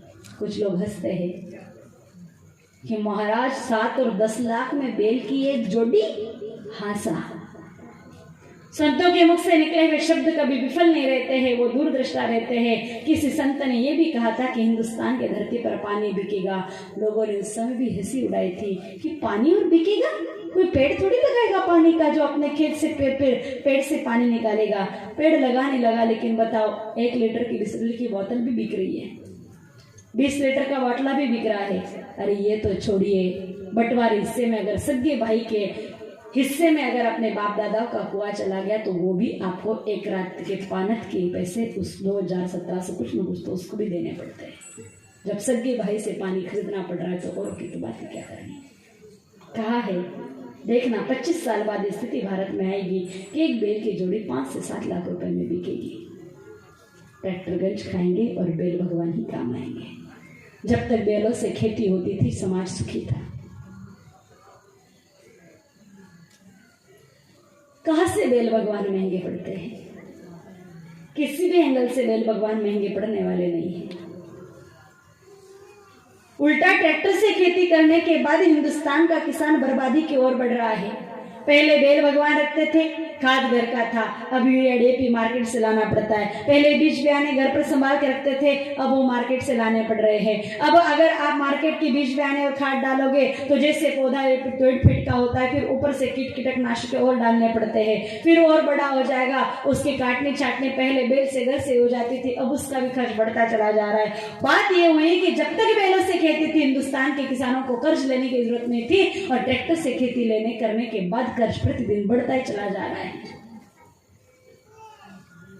ज्यादा तो कुछ नहीं कहूंगी, पर इतना जरूर कहूंगी कि आज भी बुआई का काम तो बैल भगवान से कर लो। याद करो पहले आगे आगे बैल भगवान चलते थे, पीछे पीछे उनके खुर के जगह पर अन्न का दाना बोया जाता, और धर्म का अनाज जब हम खाते थे तो बुद्धि सुधरती थी। ये भी बात समझ में नहीं आया तो सीधी सी बात कहूंगी, हम चींटी को मारेंगे तो हमको पाप लगेगा कि नहीं लगेगा? लगेगा। वर्षी बोले बाबा सारे धरती को सहार कार्य करते, लेकिन फिर भी उनको पाप नहीं लगता है। क्यों? क्योंकि वो बैल पर सवार होकर के आते। नहीं तो दूसरी बात कर लो, अगर आपके कोई रिश्तेदार है जो बैल से खेती करते तो एक दिन आप उनके घर पर मेहमान बन के चले जाओ, एक दिन ट्रैक्टर की खेती करने वाले के घर पर मेहमान बन के जाओ। दोनों घरों में आपको अंतर दिखाई देगा। जहां पर ट्रैक्टर से खेती हो रही, बाप बेटा, पति पत्नी, माँ बेटी, भाई बहने लड़ते हुए नजर आएंगे, और जहाँ गैया मैया और बैल के साक्षात सानिध्य में से खेती बाड़ी हो रही, वहां गुट प्रेम से बातें करता हुआ पूरा परिवार शाम का खाना साथ खाते हुए नजर आएगा। और ये भी बात समझ में आई तो एक काम करना, अभी तो चने निकल ही गए, गेहूं निकल गए, खेत खाली हो गए, धूप खाएंगे, फिर वापस बुआई करोगे पहली फुहार के साथ। अब की बार किसान भाई हो तो 2 हिस्से करना आपके खेती के, आधी खेती ट्रैक्टर के करना, आधी खेती बैल से करना। ट्रैक्टर का अनाज एक बेटे को खिलाना, बैल का अनाज दूसरे बेटे को खिलाना। साल भर बाद उन दोनों बेटों में अंतर देखना। राम और रावण जितना अंतर उन दोनों बेटों में दिखे नहीं दिखे, लेकिन रावण और विभीषण जितना अंतर तो उन दोनों बेटों में जरूर दिखेगा ही दिखेगा, इसकी पक्की गारंटी। करके देख लो। बैल भगवान महंगे नहीं पड़ते, वो जितने का खाते उससे ज्यादा का खाद गोबर देकर के जाते, जो अपने जीवन को उज्जवल बनाता है। पहला साधन था बैल भगवान, दूसरा साधन था गाय माता। पहले प्रत्येक घर में गाय माता जी थी और पहले बहू बेटियां क्या करती, खुद खाना खाने से पहले एक रोटी गौ माता को जिमा करके आ जाती। जैसे वो एक रोटी गौ माता को जिमा देते कि बस घर के अंदर बचा हुआ सारा का सारा भोजन प्रसाद बन जाता, जिस प्रसाद को खाने से मति बुद्धि सुधरती थी। मैं तो सीधी सी बात कहूंगी, जैसे कि अपन डुंगला गए, डुंगला जाकर के हम मोतीचूर को लड्डू लेकर के आए, उन लड्डू को हमने घर लाया, सबने मिल बांट करके खाया। क्या कहोगे आज क्या खाया? लड्डू। उसी लड्डू को हम लाने के बाद सबसे पहले जगदीश्वर भगवान के मंदिर में जाकर के भगवान को भोग लगाया। एक लड्डू भगवान के धर दिया, बचा हुआ बहुत घर पर लेकर के आए, एक एक लड्डू सबने मिल बांट करके खाया। अब बोलो अब क्या कहोगे, क्या लिया? प्रसाद। बात सिर्फ इतनी सी है, खुद खा लो तो वो साधारण रहता है, लेकिन भगवान को जिमाने के बाद प्रसाद बन जाता है। जब गौ माता को पहले जिमाया जाता है तो घर में बचा हुआ भोजन प्रसाद बन जाता है। लेकिन बताओ मेरी आदरणीय माताओं, क्या आजकल आप खुद खाने से पहले गौ माता को रोटी जिमाती हो? कुछ माता कह रही आप गैर नहीं डालते हो, इतने जोर से कह रही मैं नहीं मानती। एक भी घर अगर गरावला में ऐसा होता जो खुद खाने से पहले गौ माता को रोटी जिमाता, तो गांव की शक्ल सूरत कुछ और रहती। बुरा मत मानना, बात आपने मेरी ध्यान से सुनी नहीं। मैंने कहा खुद खाने से पहले कौन गाय माता को रोटी जिमाता है? सबसे पहली बात, खुद खाने से पहले तो आप खिलाते नहीं हो। आप माताएं क्या करती हो, रोटी बनाती हो, पहली रोटी बना करके रख देती हो, फिर बच्चों को खिला करके स्कूल भेज दोगे, बड़ों को खिला करके काम धंधे पर भेज दोगे, फिर खुद भी खा लोगे, फिर घूमती फिरती गाय माता आ गई या आप पानी पिलाने बर्थडे चले गए तो वो रोटी लेकर के चले जाओगे। अब बताओ खुद खाने के बाद भगवान को खाना खिलाओगे तो वो प्रसाद बनेगा क्या? पेट के अंदर गया हुआ माल। दूसरे, गाय माता को रोटी जिमाते नहीं हो। जिमाने में और देने में अंतर है। आप अभी रोटी देते हो, समझना, घर के बाहर कुत्ता आ जाए तो कहेंगे कुत्ते को रोटी डाल, बच्चा होगा तो कहेंगे आ ले बेटा रोटी खा ले, मेहमान होंगे बड़े बूढ़े होंगे तो आओ सा रोटी जिमो, और भगवान को भोग लगाओ। खिला तो रोटी रहे चारों को, लेकिन कुत्ते को डाली, बच्चे को खिलाई, भगवान को भोग लगाया और मेहमानों को भोजन जिमाया। भाव बदलते ही शब्द बदल जाते। बात गौ माता को रोटी जिमाने की चल रही है, और आप जिमाते भी हो तो कौन से नंबर की रोटी? पहली तवे से उतरते सीधी, और पहली रोटी भूल से भी, चुप से भी, गलती से भी गाय माता को नहीं जिमानी चाहिए, क्योंकि पहली रोटी में तो शास्त्रों में पाप बताया है। अब शास्त्रों की बात तो आपके मेरे समझ में आने की नहीं, क्योंकि न तो आपने पढ़े न मैंने पढ़े। अपन सीधी सी बात करते हैं, ये 250 ग्राम का माथा लेकर के चल रहे तो उस खोपड़ी का इस्तेमाल कर लेते हैं। अब बताइए मुझे, आप सभी माताएं रोटी बनाती हो? बूढ़ी बूढ़ी माताएं बैठी 60-60 साल हो गए रोटी बेलते बेलते। मुझे एक बात बताओ, पहली रोटी कभी अच्छी बनती है? जोर से बताओ, पीछे वालों को पता चलना चाहिए। पहली रोटी अच्छी बनती है? नहीं बनती। कारण है तवा ज्यादा गर्म हो जाएगा, रोटी ऊपर नीचे से जल जाएगी, कच्ची रह जाएगी, अच्छे से सिकेगी नहीं, पकेगी नहीं। तवा कम गर्म है, रोटी मेंटेन नहीं हो रही, तवे का टेम्परेचर मेंटेन नहीं हुआ, रोटी नीचे से कट जाएगी, फट जाएगी, पोड़ी नहीं आएगी, सिकेगी नहीं। अब हिंदू अपन कितने होशियार, कितना बढ़िया दिमाग लगाया, ऐसी कच्ची कच्ची जली जली बड़ी बड़ी रोटी को कौन खाए, इसलिए दे दो गाय के टेंशन मिटे, बीमारी कटे, घर वाले देखे तो और मारे पीटे लड़े, इसलिए दे दो गैया को छुट्टी। ये तो निपटाने का साधन हुआ, और गाय माता निपटाने की नहीं, सम्मान के साथ जिमाने की। इसलिए गाय माता जी के लिए रोटी पहले नंबर की नहीं, चौथे या 5वें नंबर की रोटी जो बढ़िया सिक जाए, पक जाए, उसको थाली में रखो, ऊपर से घी गुड़ लगाओ, दूसरी थाली उसको उल्टी ढक करके ले जाओ, और फिर गाय माता जी के सामने जाकर के प्रार्थनात्मक भाषा में कहो कि मैया जी आप इस भोग को स्वीकार करो, नहीं तो यूं नहीं की गए और दी ठूस मुंह में। बात भावनाओं की है, सीधी सी बात कहूंगी, आपके 2 बच्चे हैं, एक थोड़ा पैसे वाला, एक थोड़ा ठीक ठीक परिस्थिति का है।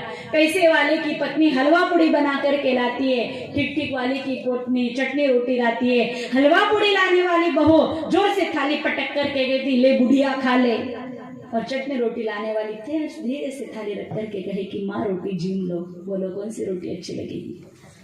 चटनी रोटी। क्यों? क्योंकि इसमें प्रेम है। हलवे का घी और काजू बादाम नहीं देखेंगे, लेकिन चटनी के परोसते समय प्रेम देखेंगे।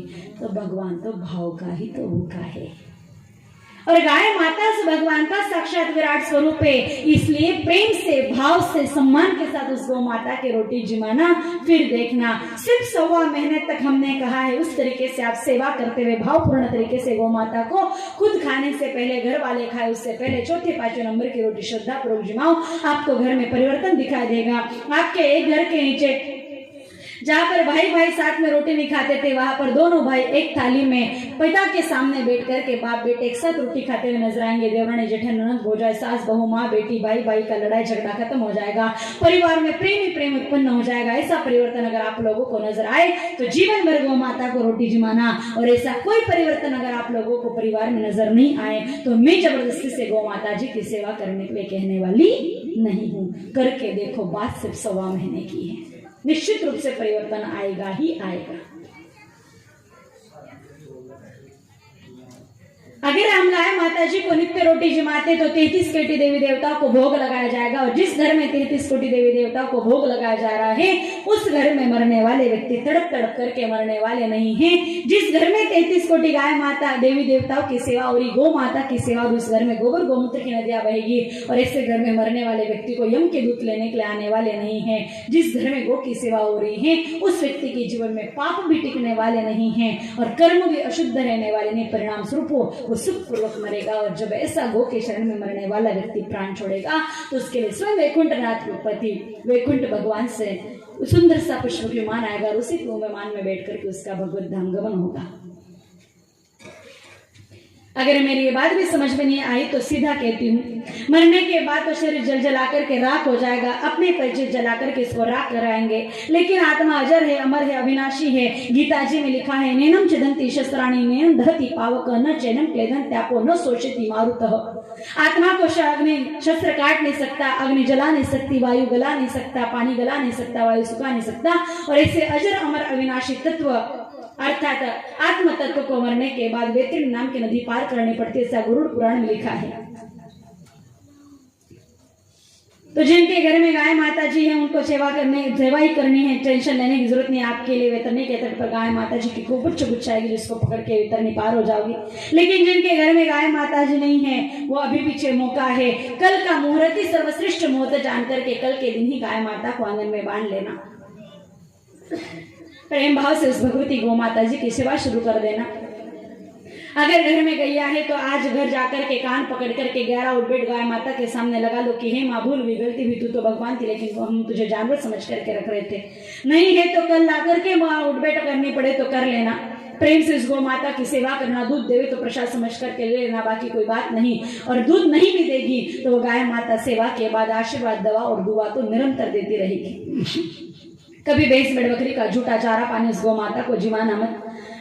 बूढ़ी हो जाने के बाद घर से बाहर निकालना मत। चराने के लिए जाओ तो सुनी छोड़ना मत। आप खुद जाना या किसी बाल को उनके साथ चराने के लिए भेजना।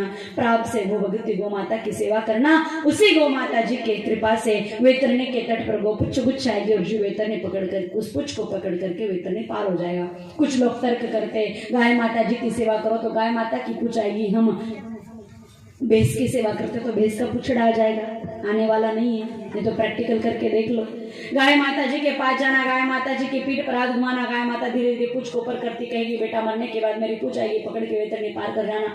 भैंस के पास जाना, भैंस को सहलाना, पूछ की जोर से दे पाड़ती है कि मेरी सेवा करेगा तो यमदूत की मारी मार खाएगा, मेरा पुछड़ा तुझे बचाने कब होना आएगा। कुत्ते की सेवा करते हो तो कुत्ता पहले पूछ को घुमाता है, ना ना ना ना मेरी सेवा तेरे काम नहीं आएगी, मेरी सेवा तेरे काम नहीं आएगी, मेरी पूछ तेरे काम नहीं आएगी। मरने के बाद न कुत्ते की पूछ काम आने वाली, ना भैंस भेड़ बकरी की पूछ काम आने वाली। मरने के बाद तो गो गुच्छे काम आएगी और गौ माता जी की पूछ पकड़ कर जीव वैतरणी पार हो जाएगा। सज्जनों, आप कितने भी भक्ति भाव से रहने वाले हो, खूब भगवत भजन कर रहे हो, लेकिन सभी प्रकार के नाम जप व्रत तीर्थ यात्रा सब कर ली है, लेकिन अगर गो सेवा नहीं है तो आपकी फाइल कंप्लीट होने वाली नहीं है। आप सब कुछ लगा दो एनओसी वगैरह, लेकिन जब तक मेन अधिकारी के साइन होंगे नहीं तब तक फाइल पास होने वाली नहीं है। अगर आप भगवान राम जी के पुजारी हो तो ध्यान ना, भगवान राम धरती पर सिर्फ गौ माता के लिए आए हैं। विप्रधेनु सुरसंत हित लीन मनुज अवतार गो द्विजधेनु देव हितकारी कृपा सिंधु मानुष कंधारी। अगर आप भगवान कृष्ण के उपासक हो तो कृष्ण भगवान स्वयं ही गौ माता को नंगे पैर चलाते। अगर आप शिव जी को दूर दूर से कावड़ ला करके भी जल चढ़ा रहे हो, सोमवार का अनुष्ठान कर रहे हो, तो ध्यान रखना शिव भोले बाबा बिल्कुल अपने ठीक समक्ष समान आसन पर नंदी बाबा को विराजमान करते। अगर माँ जगदम्बा के आप उपासक हो तो वो भी शैल्यपुत्री बनकर के नंदी की सवारी करते हैं। अगर आप गोगा जी, तेजा जी, बाबूजी महाराज को मानने वाले तो उन्होंने भी गौ माता के हित ही अपने प्राण दिए हैं। आप किसी भी देवी देवता के भक्त हो, बिना गैया जी के तो इस धरती पर कोई भी प्रसन्न रहने वाला नहीं है। तो अंत में गौ माता जी की सेवा तो आपको करनी ही पड़ेगी। हिंदुस्तान की स्थिति बहुत ज्यादा अच्छी नहीं है। 82,000 गौ माता प्रतिदिन हिंदुस्तान की धरती पर काटी जा रही है। इसी तेज गति से गाय माता कटती रही तो आने वाले समय में हमें गौ माता के दर्शन होने वाले नहीं है। और एक चीज ध्यान रखना, गाय माता बचेगी तो हम हिंदू बचेंगे, गाय माता कटेगी तो हम हिंदुस्तान के हिंदू भी बचने वाले नहीं है। हिंदुस्तान का इतिहास कहता है जिस क्षेत्र से गौ माताएं खत्म हुई उस क्षेत्र में हिंदू का अस्तित्व खत्म हो चुका है। अगर हिंदुस्तान के धरती पर अमन चैन से रहना चाहते तो गौ माता जी की भावपूर्ण तरीके से सेवा शुरू कर दो। हमको गौ माता पर कृपा नहीं कर